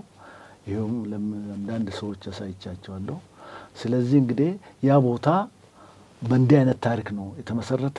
ከዛ በኋላ ቤተ ክርስቲያን መጥቶ እንዴት ተሰራ ቤተ ክርስቲያኑ? ቤተ ክርስቲያኑ ያው ሰዎቹ ቄሶቹ አሳምኖ እዚህ ሬሳ ካለፈ ክርስቲያኖች ስላሉ ለክርስቲያኖቹ እዚህ ጋር ጠበል ደርቴ ምን ብለን ቀብር እንዲፈጸምበት አሉ። እኔም በዛ አካባቢ ነበርኩኝ። ሀሳብ እኔም ደገፍኩ። ያው እንደ ዮሴፉ ማለት ነው። እንደ ዮሴፉ ተደረገ። ያ ቀብር እንግዲህ ይቀጥሏል። እንደገና ደግሞ ቤተክርስቲያኑም በትልቅ ካቴድራል ተሰርቶ በጣም የሚያስደንቅ እጅግ የሚያስደንቅ ቀብሩ አሁን አገልግሎት ይሰጣል። በጣም እንጂ ለሁሉም ሄደ ያስተናግዳል። ጉጉማንጉጎችም አልቀዋል፣ የሉም ያሉትም ካሉ ይስተናግዱበታል። ማለትም ኮሙኒስቶች ማለት ነው። ምናልባት ጦር ሰራዊት እንግዲህ ሙስሊም ሆኖ ጦር ሰራዊት ወይ ሚሊሻ ከሆነ እዛ ነው የሚቀበረው። እንደዚህ የሚባል በወታደር ውስጥ የለም። ሙስሊም ነህ ክርስቲያን ነህ ምንድን ነው? ቅድም ነግሬልሃለሁ። ኢትዮጵያዊ ትሆናለህ አይደለም። አሁን ለነ ጀነራል ጥሩዬ እንዲመች እዛ ጋር የመጀመሪያዎቹ ሚሊሻዎቹን ለማግኘት እንዲመች ብዬ፣ ምክንያቱም 2 ሚሊሻም እዛ ቦታ ቢቀበር በጣም ብዙ ነው የተቀበረ ምሳሌ ነው። አሁን ብዙ ነው አሉኝ። ቁጥሩንም ለማወቅ እነገሌ ናቸውም ለማለት ምናልባትም የሚሊሻ ቁጥርም ካላቸው ሰነድ ለመስራት እንዲመች እንደው የመጀመሪያዎቹ በሃይማኖት ሳይሆን በውትድር ናቸው። በውትድርና ነው ሁሉም በውትድርና እሱን ለመለየት እንዲመች ነው። ለታሪክ አጥኚዎች እንዲመች ነው አሁን ይሄን አባባሌ እንጂ በወታደር ቤት አንተ ሙስሊም አንተ ካቶሊክ አንተ ልጅ እንደሌለ ይገባኛል። ምክንያቱም በሲቪል ህይወቱ ያመለከው ያመነው አለ። እንደገና ደግሞ ወታደር ቤት ሲገባ ኢትዮጵያን ብሎ ነው እና ምናልባት ለታሪክ አጥኚዎች እንዲመችን ምን ያህል ወታደሮች እዛ አካባቢ እንደተቀበሩ እንደው የማይታወቅ ሐውልት በመስራት ይሄ ውክልና የሌለው ኢትዮጵያን የሚወክል ሐውልትም ይሰራል ተብሎም ስለሚገመት ሐውልቱን ዲዛይን ሰርቻለሁ እኔ። ብዙ ነገር ነው የሰራሁት፣ በጣም ብዙ ዲዛይን። እሱን ዲዛይን እኮ ሰጣቸዋለሁ። እሱን ዲዛይን ወደዛ እንዲመጡልኝ ነበር። በጥሩ ሰዓት ላይ መጡልኝ። ጀነራል ጥሩዬ የሚመሩትን ያልኮትን የዚህ የመከላከያ ውስጥ ያለውን የቅርስ ጥበቃ ዳይሬክቶሬት እንትን ቢያደርጉ ፕላኖች እየተዘጋጁ ነው። አሁን በአገር አቀፍ ደረጃ ቅርስ ይሰበስባል። መካነ ዘላቂ ማረፊያ የሚሰራው ስራ አለው። ስምም ኖረውም አልኖረውም ይታወቅም አይታወቅም በቤተሰብ ውስጥ ሲንከባለል የመጣም አንዲት ሽጉጥም ሰባራም ቢሆን እንዴት ሆነች ብሎ ስለዛ ሽጉጥ መርምሮ እንደ ታሪክ መቀመጥ ካለበት ድሮ የተገለገልንባት እንዲህ አይነት ነገሮችን እየሰራ ስለሆነ ታሪክን ደግሞ እንደዚህ ነው ለትውልድ ማስተላለፍ የምንችለውና ይሄ ከዚህ ዳይሬክቶሬት ጋር እንዲገናኙ ስለፈለኩ ነው። አሁን ሰራሁት የሚሏቸውን ቅርሶች ማነው ዲዛይኖች አሁን ከዛ ቀብሩ ቦታ ድረስ የሚሄድ ለጉብኝት እንዲመች ነው። ፈጣን የሆነ መንገድ እንዲሆን ለውበት ነው። ከስሩ ደግሞ በስተቀኝ በኩል እንትን አለው ባህር አለ። ባህር አርቲፊሻል ባህር ሰርቻለሁ። በዛ በአርቲፊሻል ባህል ላይ ነው። እንደገና በስተቀኝ በኩል በጀርመን አደባባይ ወደ ቄራ መሻገራ በስተቀኝ በኩል እዛች ላይ አርቲፊሻል ሌክ አለ። እዛች ላይ ምንድነው ኢትዮ ኩባ ፍሬንድሺፕ ብሪጅ ይላል። ብሪጅ በአየር ላይ ዘሎ አንድ ወደ 250 ሜትር የሚሄድ በባህሩ ላይ ቆርጦ የሚሄድ ተሰርቼ አዘጋጅቻለሁ። ይህን ታሪካችን እንዲሰነድልኝ ካለኝ ፍላጎት ነው እና አሁን ቤተክርስቲያኑ ልክ እንደ ዮሴፍ እንደ ቅዱስ ዮሴፍ ቤተክርስቲያን ሁሉንም ያስተናግዳል። ያ ሙስሊሞች ላይሄዱ ይችላሉ። አዎ የፈለገ ይሄዳል፣ ያልፈለገ ይሄዳል። እንደነገርኩ ነው። ነፃ ቦታ ነው። ማንም የሚጠይቀው ነገር የለም። ምናልባት የአገልግሎት የሚከፈል ነገር አለ፣ እዛ የሚከፈል ነገር አለ። አዎ የአገልግሎት የሚከፈል አለ፣ እሱን ይከፍላሉ። ማንም ዋጋው እንደኔ ላለው ድሃ ይመጥናል ወይ ነው እንጂ በየቦታው ክፍያ እንዳለ የታወቀ እርግጠኛ ነኝ። ማዘጋጃም እዛ ሳይቀብር አይቀርም። ምክንያቱም ባይተዋር የሚባለው ነው አይደል ሳይቀብረው? አዎ ማዘጋጃ እዛ የሚቀብር ይመስለኛል። ዮሴፍም አለ እኮ ባይተዋር መቃብር። አዎ አሁንም እሱ እዛ ስላለ እና ቅድም ምን አልክ፣ አንዳንድ መሰጠት ያለበት ነገሮች አሉ ብለሃል። በትክክል ነው። የሚሰጡ ነገሮች አሉ። በዛች ወቅት በዛን ዘመን ያለ ልክ የመጀመሪያ የሚሊሻ ልብስ አለኝ። ለዚህ ላስረክብ እችላለሁ፣ እሰጣለሁ። ታሪክ እንግዲህ አንዱ ከዛ ነው የሚጀምረው። ሰጥቻለሁ የሚሊሻ ሙሉ ልብስ። አመሰግናለሁ። ይሄንን ለጀነራል ጥሩዬ እንዲያውቁት አደርጋለሁ። ይሄንንም ሊንክ እንልካለን። በሀቅና ሳቅ ሚዲያ ፌርማታ እንግዳ ላይ ተገኝተው የነበሩት ሻለቃ ኤባ ኦርሳ በሚሊሻ የህይወት ዘመናቸው ኢትዮጵያን በታማኝነት በቅንነት ሲያገለግሉ የነበሩ ጊዜ ከሚጠቀሙባቸው ነገሮች ለወታደራዊ ቅርስ ጥበቃ ዳይሬክቶሬት የሚመጥን ካለ እሰጣለሁ ብለዋል። የምትሰሙ ሌሎቻችሁም ለኢትዮጵያ የሚጠቅም ኢትዮጵያን ያገለገላችሁበትን ነገር ለትውልድ እንድናስተላልፍ በዚህ አጋጣሚ ጥሬን አቀርባለሁ። እንግዲህ ሻለቃ ኤባ እርስዎ እኮ ወታደር ብቻ አይደሉም። ውትድርናው ሲቀር ደግሞ በፖለቲካው ተሳትፈው ወደ ስልጣን ሊመጡ ያደረጉትን መረጃ ምጄ ገብቷልና ተጋድሎ በለን። እሺ ተጋድሎ መጀመሪያ የኢትዮጵያ ቀድሞ ፕሬዝዳንት የነበሩት ግርማ ወልደ ጊዮርጊስን ምርጫ 87 በእናንተ ምርጫ 87 የመጀመሪያ ምርጫ ማለት ነው። በእናንተ የፖለቲካ ተወዳዳሪዎች የፖለቲካ እጩዎች ቋንቋ በዝረራ ጣሏቸው አሉ። 1987 በእናንተ ቋንቋ የኔ ቋንቋ አይደለ የዝረራ የሚለው በ1987 በግሎ ነበር። የዛ ጊዜ በግሌ ነው። ቀጠሉና አልቀናዎትም። እርሱ 6 ሰዓት ላይ እሳቸውን አሸነፉ። ሸኘው በዝረራ 12 ሰዓት ላይ ያው ኢህአዴግ ገልባጭ አስገልባጭ መምሎ ድራማ ከቀኑ በ12 ሰዓት በበቃኝ ወደ ቤት ሸኝቶኛል። በበቃኝ ነው ተሸኘ። አንድ ላይ ያይዘው ይመልስልኛል። ከዛ ተነሱ። በዚህ ተስፋ ሳይቆርጡ 1997 ደግሞ እንደገና በግል እጩ ለመሆን ፕላን ሁሉ አዘጋጁ። ይሄ ሳር ቤት ፑሽኪን አደባባይ ሜክሲኮ ድረስ እንትን ነው። እዛችሁ እስከ አፍሪካ ህብረት ድረስ ነው። እስከ አፍሪካ ህብረት ነው። አይ መረጃው ሊስተይ ነበር ማለት ነው። እስከዛ ድረስ ብቻ ያም ቢሆን የበዚህ መንገድ ማሳለጫ ለምዶ ትራፊክ ጃሚንግ የሚበዛው ዶ ሽር ብትን ብላችሁ ቶሎ ትደርሳላችሁ እኔን የመረጣችሁኝ እንደሆነ የሚል ቅስቀሳ ሁሉ ፕላን ሁሉ አዘጋጅተው ተመልካቾች እናሳያቸዋለን። ያንን ጊዜ ፕላን አደረጉና እጩ ሆኑ። ምርጫው አልቀናም፣ ግን ሐሳቡን በሐሳብ የተጋባባቸው ሰዎች አሁን ሰርተው አልምተውታል አካባቢውን። እስኪ ስለዚህ ንገሩኝ ከ87 እስከ 97 ያለውን ባጭሩ አስረዱኝ። እስከ 2002 ነው። 2002 ታዲያ 6 ጊዜ ተወዳድሬያለሁ። አንድ ህዝብ ተወካዮች ምክር ቤት ህዝብ ተወካዮች ፓርላማ ግን አልገቡም። እንዴት አድርጌ መንገዱ ዝግ ነው። ክንፍም ለማውጣት ነው ሞከርኩኝ። በአጥሩ በኩል ለመግባት ክንፌንም ሰባበሯት፣ ነቃቀሏት እና እስከ 2002 ከሆነ በጣም እስከ 2002 ነው። እና እንግዲህ ምርጫ 87 ያው ኢህአዴግ የመጀመሪያ ህገ መንግስቱን አጽድቆ ወደ ምርጫ የተገባበት ዘመን ነው። በእኛ ወረዳ 23 ነው የሚባለው። ምርጫ ወረዳ 23 ውስጥ ነው። የእነ ኢንጂነር ኃይሉ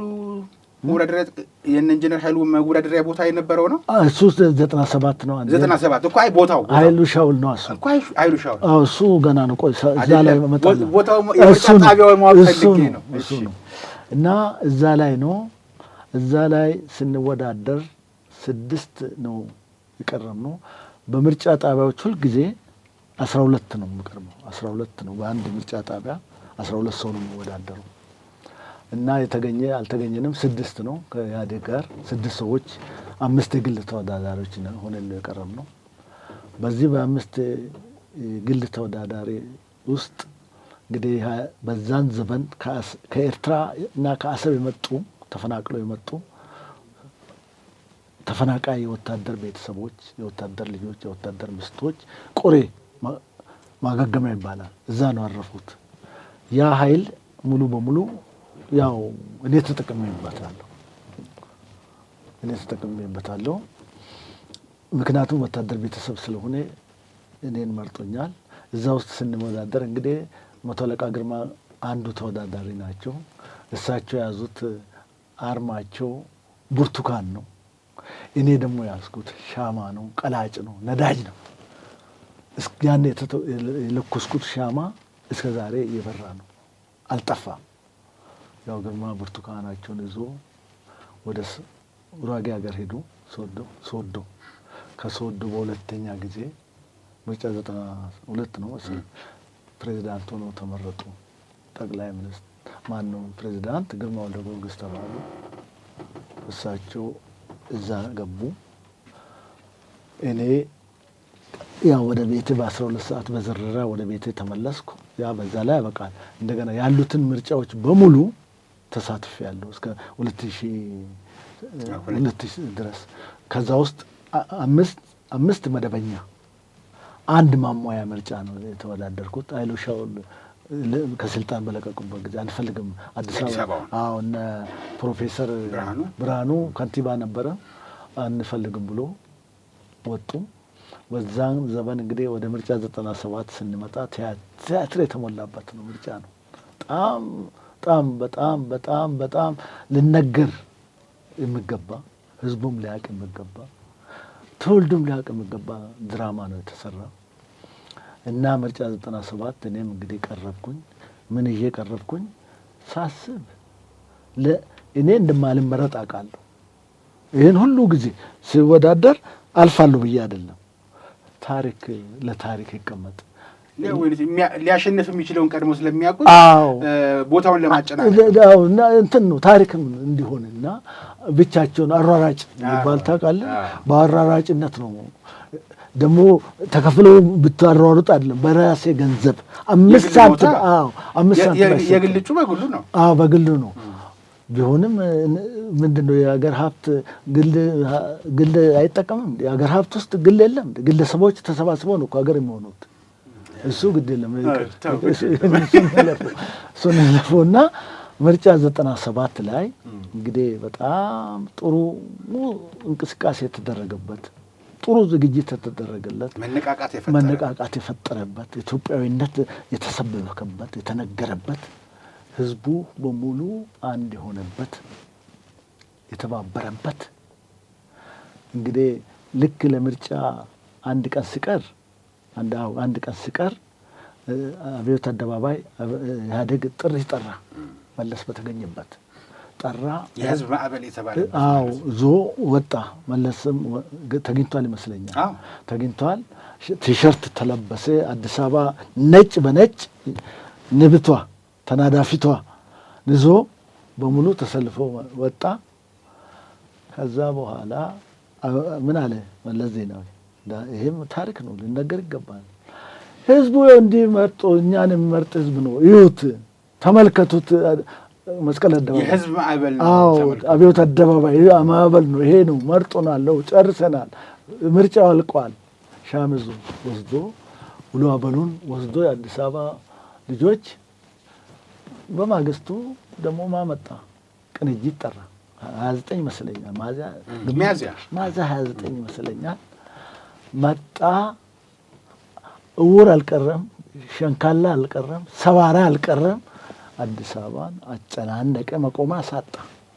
ያዝናም መጣ እንጂ አላውጣም።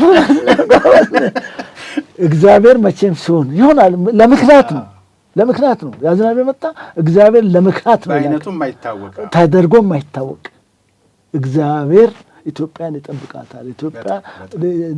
ኢትዮጵያ እጆቿን ወደ እግዚአብሔር ዘርግታለች የሚባለው ነው መስለኛል። አባባል ነው። ኢትዮጵያ እጆቿን ዘረጋች ያለት ፍጹም አንድ ነገር ይፈጠር ነበር።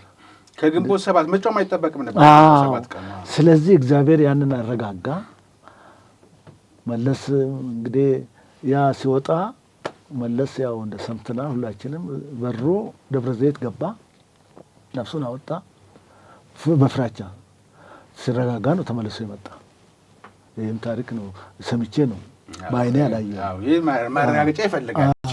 እንደው ያው በወቅቱ ተብሎ ስለነበር ደግሞ እንደዚህ ደግሞ ማህበራዊ ትስስር ገጾችም እነ ፌስቡክም እንደዚህ አልነበሩም እና የተወራው ነገር ለእውነት ይቀርባል። የዛን ጊዜ ነው እሱም ተመልሶ መጣ።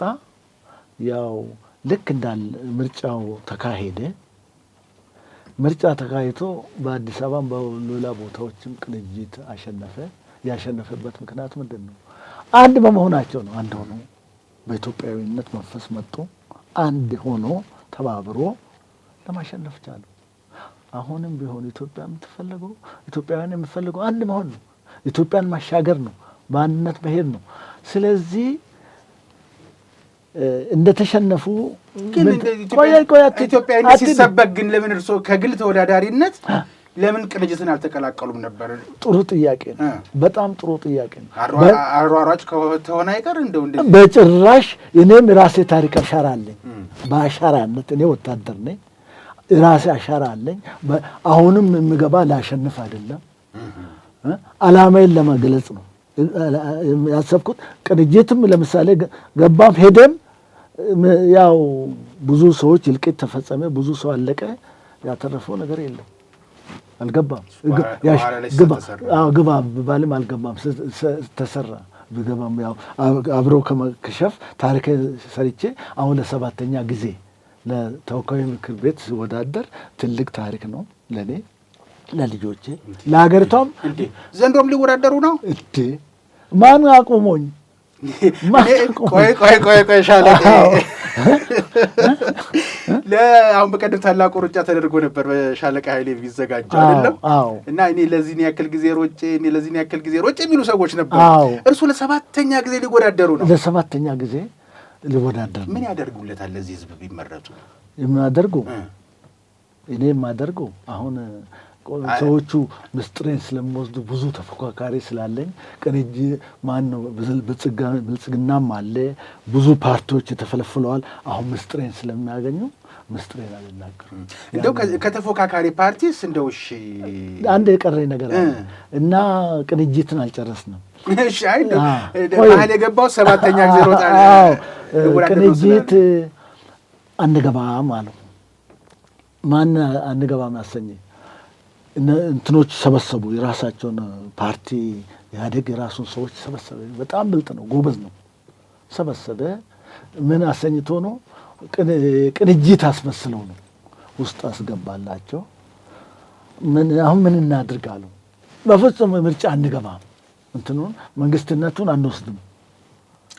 አዲስ አበባንም ሆነ የተመደቡበት ያሸንፉበት ብዙ ቦታ ያሸንፏል። እሱንም አንቀበልም አሉ።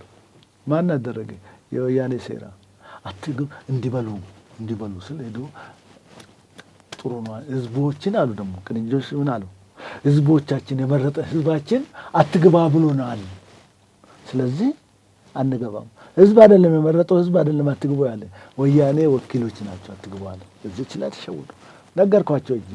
ኃይሉ ሻውል ቢሮ ምርጫ ቢሮአቸው ቫቲካን ፊት ለፊት አንድ ትንሽ ቤት አለች። ቫቲካን ኤምባሲ ፊት ለፊት እዛ ውስጥ ነበሩ። ሄድኩና ነገርኳቸው። ግቡ ያገኛችሁትን። እኔ የግል ተወዳዳሪ ነኝ፣ ከነሱ ጋር የተወዳደርኩ ነኝ። እኔን ያሸነፉኝ ናቸው። የያዛችሁትን ይዛችሁ ቀጥሉ። ህዝቡ የመረጣችሁትን ህዝቡን ወረቀት አታበላሹ ብዬ ነግሬያለሁ። የነገርኩትም ሰውዬ ምን አለኝ፣ እኛ እኮ ስለ ህግ የሚያውቁ ማነው አንድ ዶክተር ህግ ዶክተር በድሩ የዛን ጊዜ ነበር አይደለም፣ ሌላ ህግ አማካሪ ዶክተር ነበረችው አንድ ምስራቅ አፍሪካ ውስጥ ወይም አማካሪ ነበረ ሰው ዶክተር ያዕቆብ እግዚአብሔር ይስጥ ዶክተር ያዕቆብን የመሳሰሉ ህግ አማካሪዎች ስላሉን በእነሱ አማካኝነት ስለ ህግና ተማክሮናልና ትተናል አሉ። እግዚአብሔር ይቅናችሁ። ዶክተር ያዕቆብ እኮ ቻ አካባቢ እኮ እጩ ነበሩ፣ ተወዳዳሪ ናቸው እኮ እሳቸው ራሳቸው። ታዲያስ እነሱ የህግ አማካሪያቸው ምስራቸው ነበሩ ያዕቆብ የሚባለው እና ምንድነው ስህተት የሰሩት? ያለ መግባታቸው ስለሰራ እኔ ግን እነሱም አልገቡም። እኔ ግን ቆይላ አስጨርሰኝ ያ ዲዛይኑን አይተህ እንደሆነ ሳር ቤት ፑሽኪን አደባባይ ዲዛይን የተሰራ እኔ ባልገባም ዲዛይኔ ገብቶ መንገዱ ተሰርቶ እንደተባለው ማሳለጫ ተደርጎ ቀደም ሲል ወደ መከኒሳ የሚኖር ህዝብ ሰፈሩን ለቆ ተከራይ ለቆ ሊሄድ ከመጨናነቁ የተነሳ ያለው ሰው ቤቱን ሽጦ ለመሄድ የተነሳበት ወቅት ነበር። ምክንያቱም መንገዱ ጃሙ በጣም አስቸጋሪ ነበር። እሱን በማድረግ ያው እኔ ባልመረጥም ተግባራዊ ዓላማዬ ተመርጦ ስራ ላይ ውላልና ደስታ ይሰማኛል። እንኳን ደስ አሎት። እንኳን በግሎት አይደለም ተፎካካሪ ፓርቲ ሆነው ቢወዳደሩ እኮ የተፎካካሪ ፓርቲ አባልም ሆነው ቢወዳደሩ እንዲህ አይነት ለአገርና ለህዝብ የሚጠቅም የአእምሮ ውጤት ባለ ጊዜ በግል በጀቶት እኮ የሚሰሩት ነገር አይደለም፣ በመንግስት በጀት ነው የሚሰራ ነው። ስለዚህ ተወዳደሩ፣ ተሸነፉም አልተሸነፉም ለህዝብ የሚጠቅም ነገር ካደረጉ ለዚህ ሀገር አበርክቶ አሎት ማለት ነው። ስለዚህ ይሄ በትርጉም በትምህርት ጥቅስ ውስጥ የሚቀጥለው ዘንድሮ ምርጫ ላይ ልወዳደር ነው፣ ባለፈው ብሸነፍም እንዲህ አድርጌያለሁ፣ የሰራሁት ነገር ይመዝገብልኝ እና እወዳደራለሁ፣ ዘንድሮም እንዳልሰረቅ ነው እንጂ ሀሳቤንም እናገር ነበር እያሉ ነው። ስንደርስበት እናነሳዋለን። ግን ወደ ቅንጅት ስንመጣ ሻለቃ እንደው ታሪክ ስህተትም እንዳይሆን በ299 ቦታዎች የምርጫ ጣቢያዎች ላይ ድምጼ ተሰርቋል የሚል እንቢተኝነት ነው የነበረበት ቅንጅት።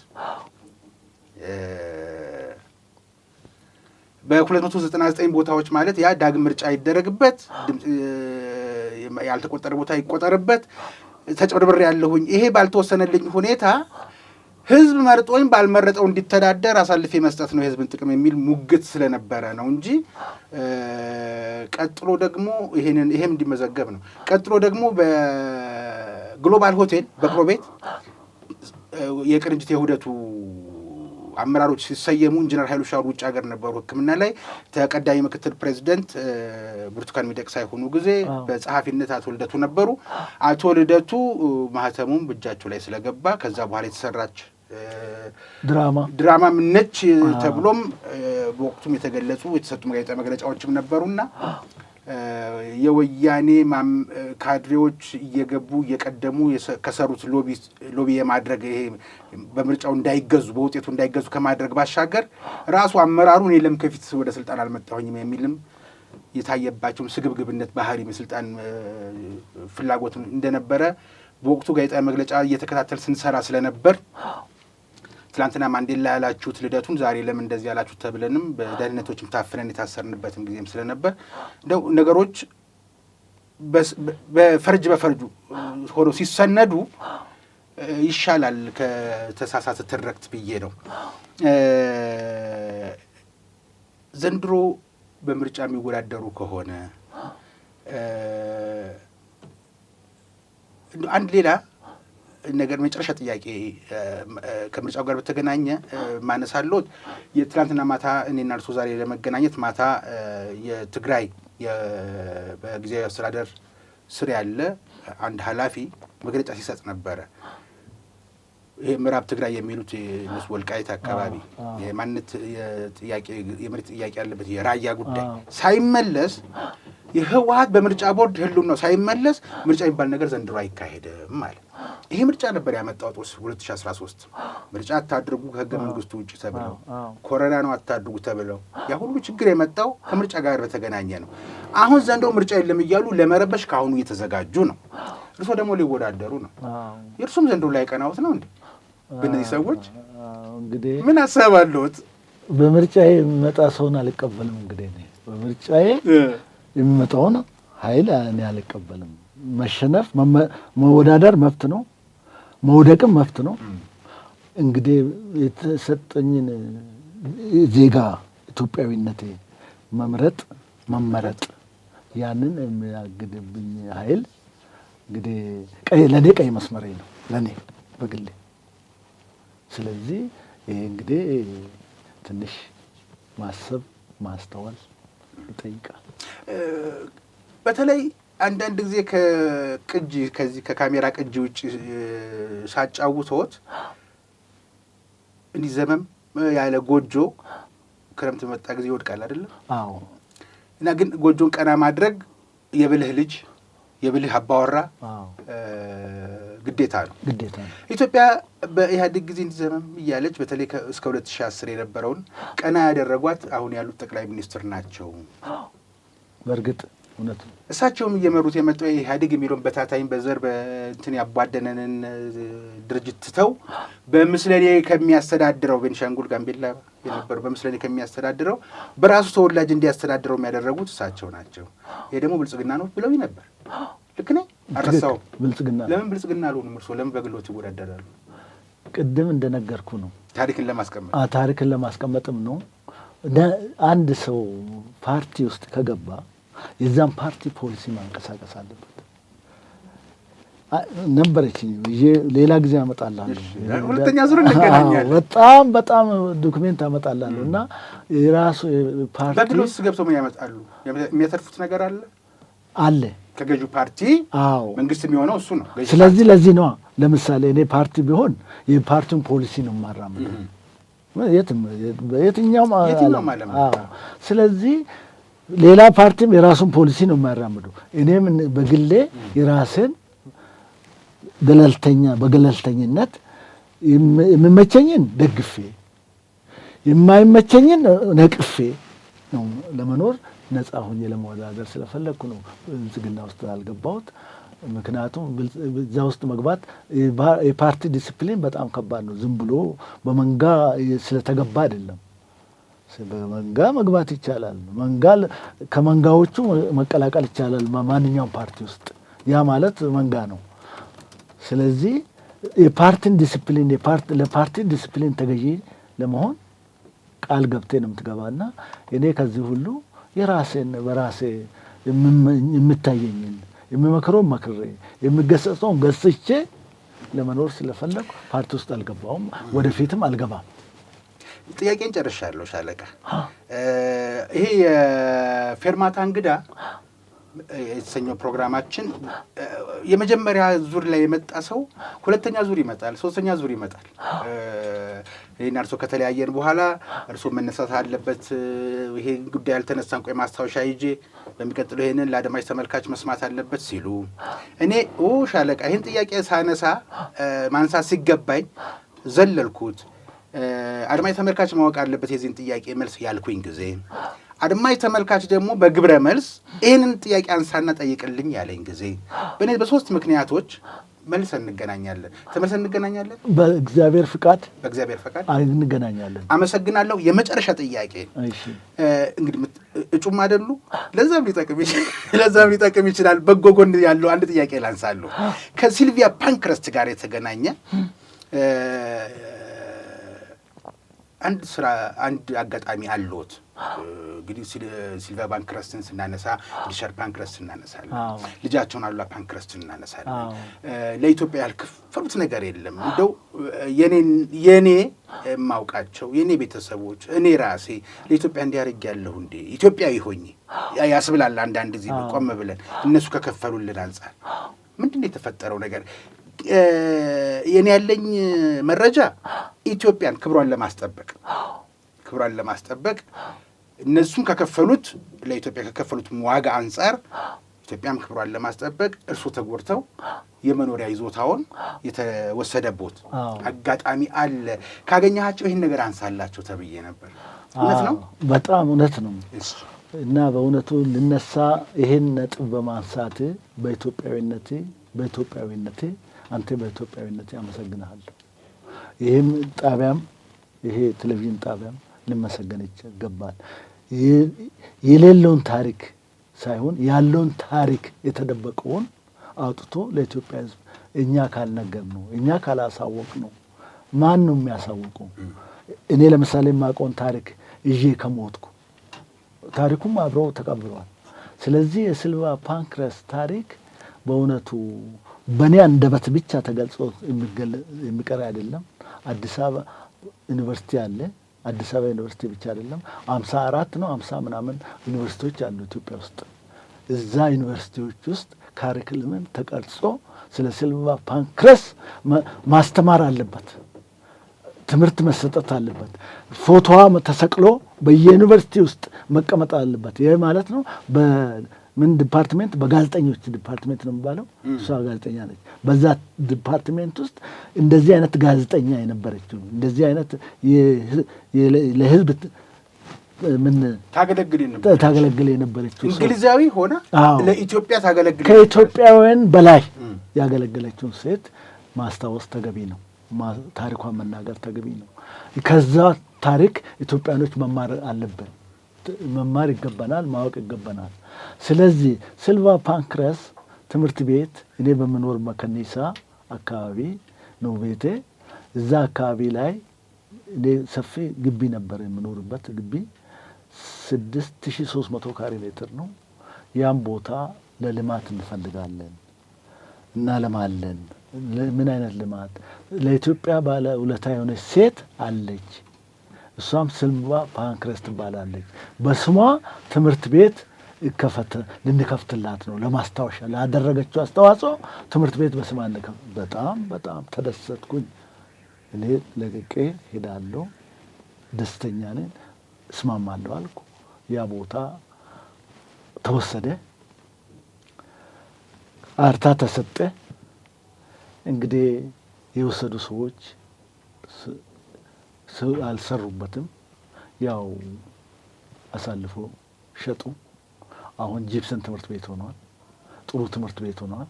ያው የትምህርት ቤት ዓላማውን አልለቀቀም። ለትምህርት ቤት ስለነበረ ጂፕሰን በጥሩ ሁኔታ እያስተማሩ ነው አሉት።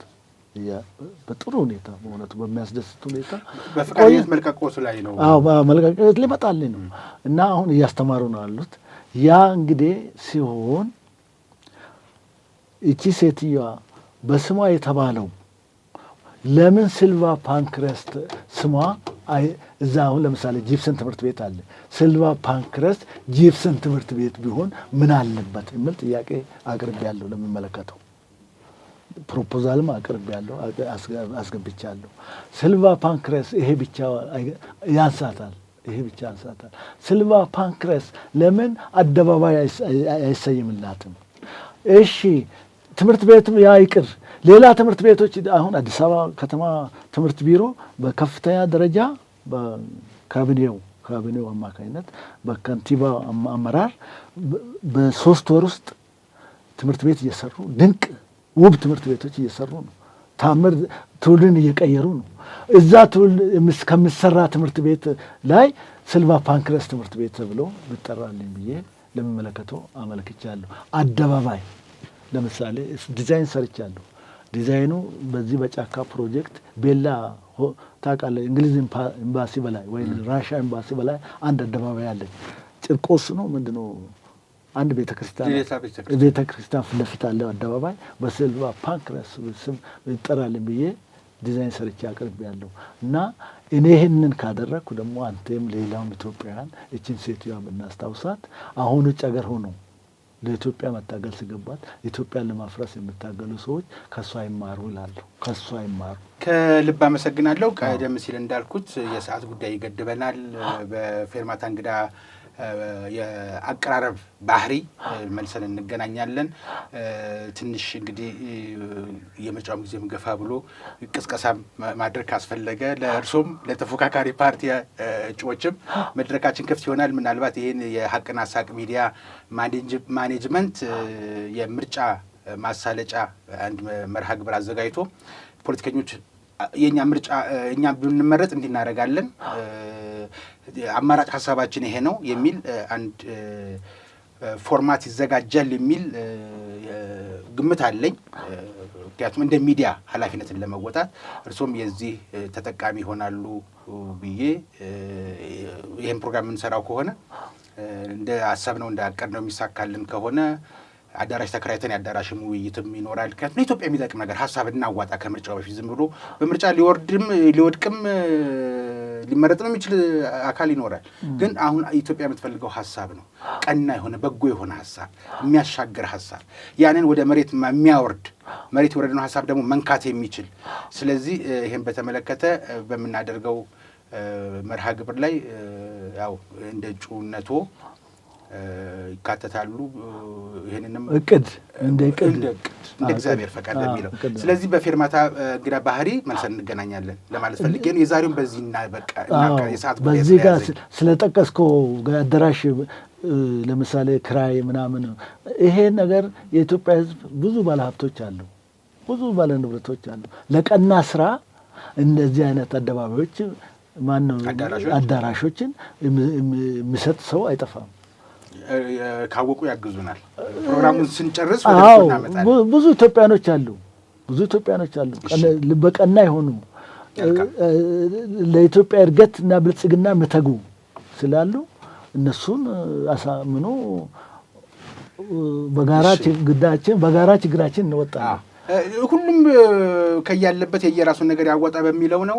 እንግዳዬ ስለነበሩ ሻለቃ ባውርሳ ከልብ አመሰግናለሁ። እንዳልኩት በቀጣይ ከሌላ ርዕስ ይዘን እንገናኛለን፣ እንጫወታለን። ብዙ ነው የኢትዮጵያ ጉዳይ ስለማያልቅ እንገናኛለን። በድጋሚ ከልብ አመሰግናለሁ። እኔም አመሰግናለሁ። የተወደዳችሁ ተመልካቾቻችን ይህ በሀቅና ሳቅ ሚዲያ ተዘጋጅቶ ወደ እናንተ ሲደርስ የነበረው የፌርማታ እንግዳ የተሰኘው መርሃ ግብራችን ነው። በዛሬው የፌርማታ እንግዳ መርሃ ግብራችን ሻለቃ ባሆርሳን ጋብዘን ከዚያድ ባሬ 56ቱ የሶማሊያ ትንኮሳ በኋላም አዋሽ ነው ድንበሬ ብሎ ዚያድ ባሬ እስከመጣበት እነ ኢራቅ፣ እነ ሱዳን፣ እነ ሊቢያ፣ ሶሪያን ከፊት አስቀድማ ካይሮ ከበስተጀርባ ከበሮ እየደለቀች ምን ስታደርግ እንደነበረ የኢትዮጵያን እስከ ወዲያኛው የማጥፋት የምስራቅ አፍሪካ እድገቷን ለማኮላሸት ተሰሚነቷን እንዳይኖር ለማድረግ ያቀደችው እቅድ እንዴት እንደከሸፈ አነስተን እዛ የቆሰሉ ሚሊሻዎች የተቀበሩ ስጋቸው አጥንታቸው የታረፈ እንዴት አድርገን እናስባቸው የሚለውን ለሚጠይቅ ትውልድ ለሚጠይቅ ጠያቂ መልስ ይሆን ዘንድ ምስራቅ ፀሐይ ቅዱስ ገብርኤል ቤተክርስቲያን የሚገኝበት ጀሞ አካባቢ እንደነበር ያም በቀድሞ የኢትዮጵያ መንግስት በመንግስቱ ኃይለማርያም በኮሎኔል መንግስቱ ኃይለማርያም አማካኝነት የታዞ ቦታው በካቶሊክ፣ በኦርቶዶክስ፣ በፕሮቴስታንት ለሙስሊም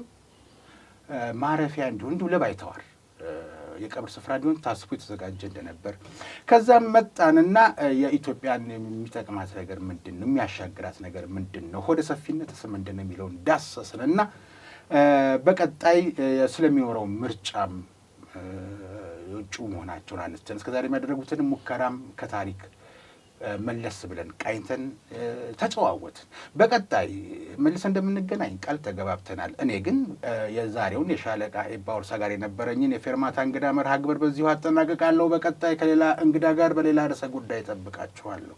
እስከዛው ድረስ ጤና ይስጥልኝ።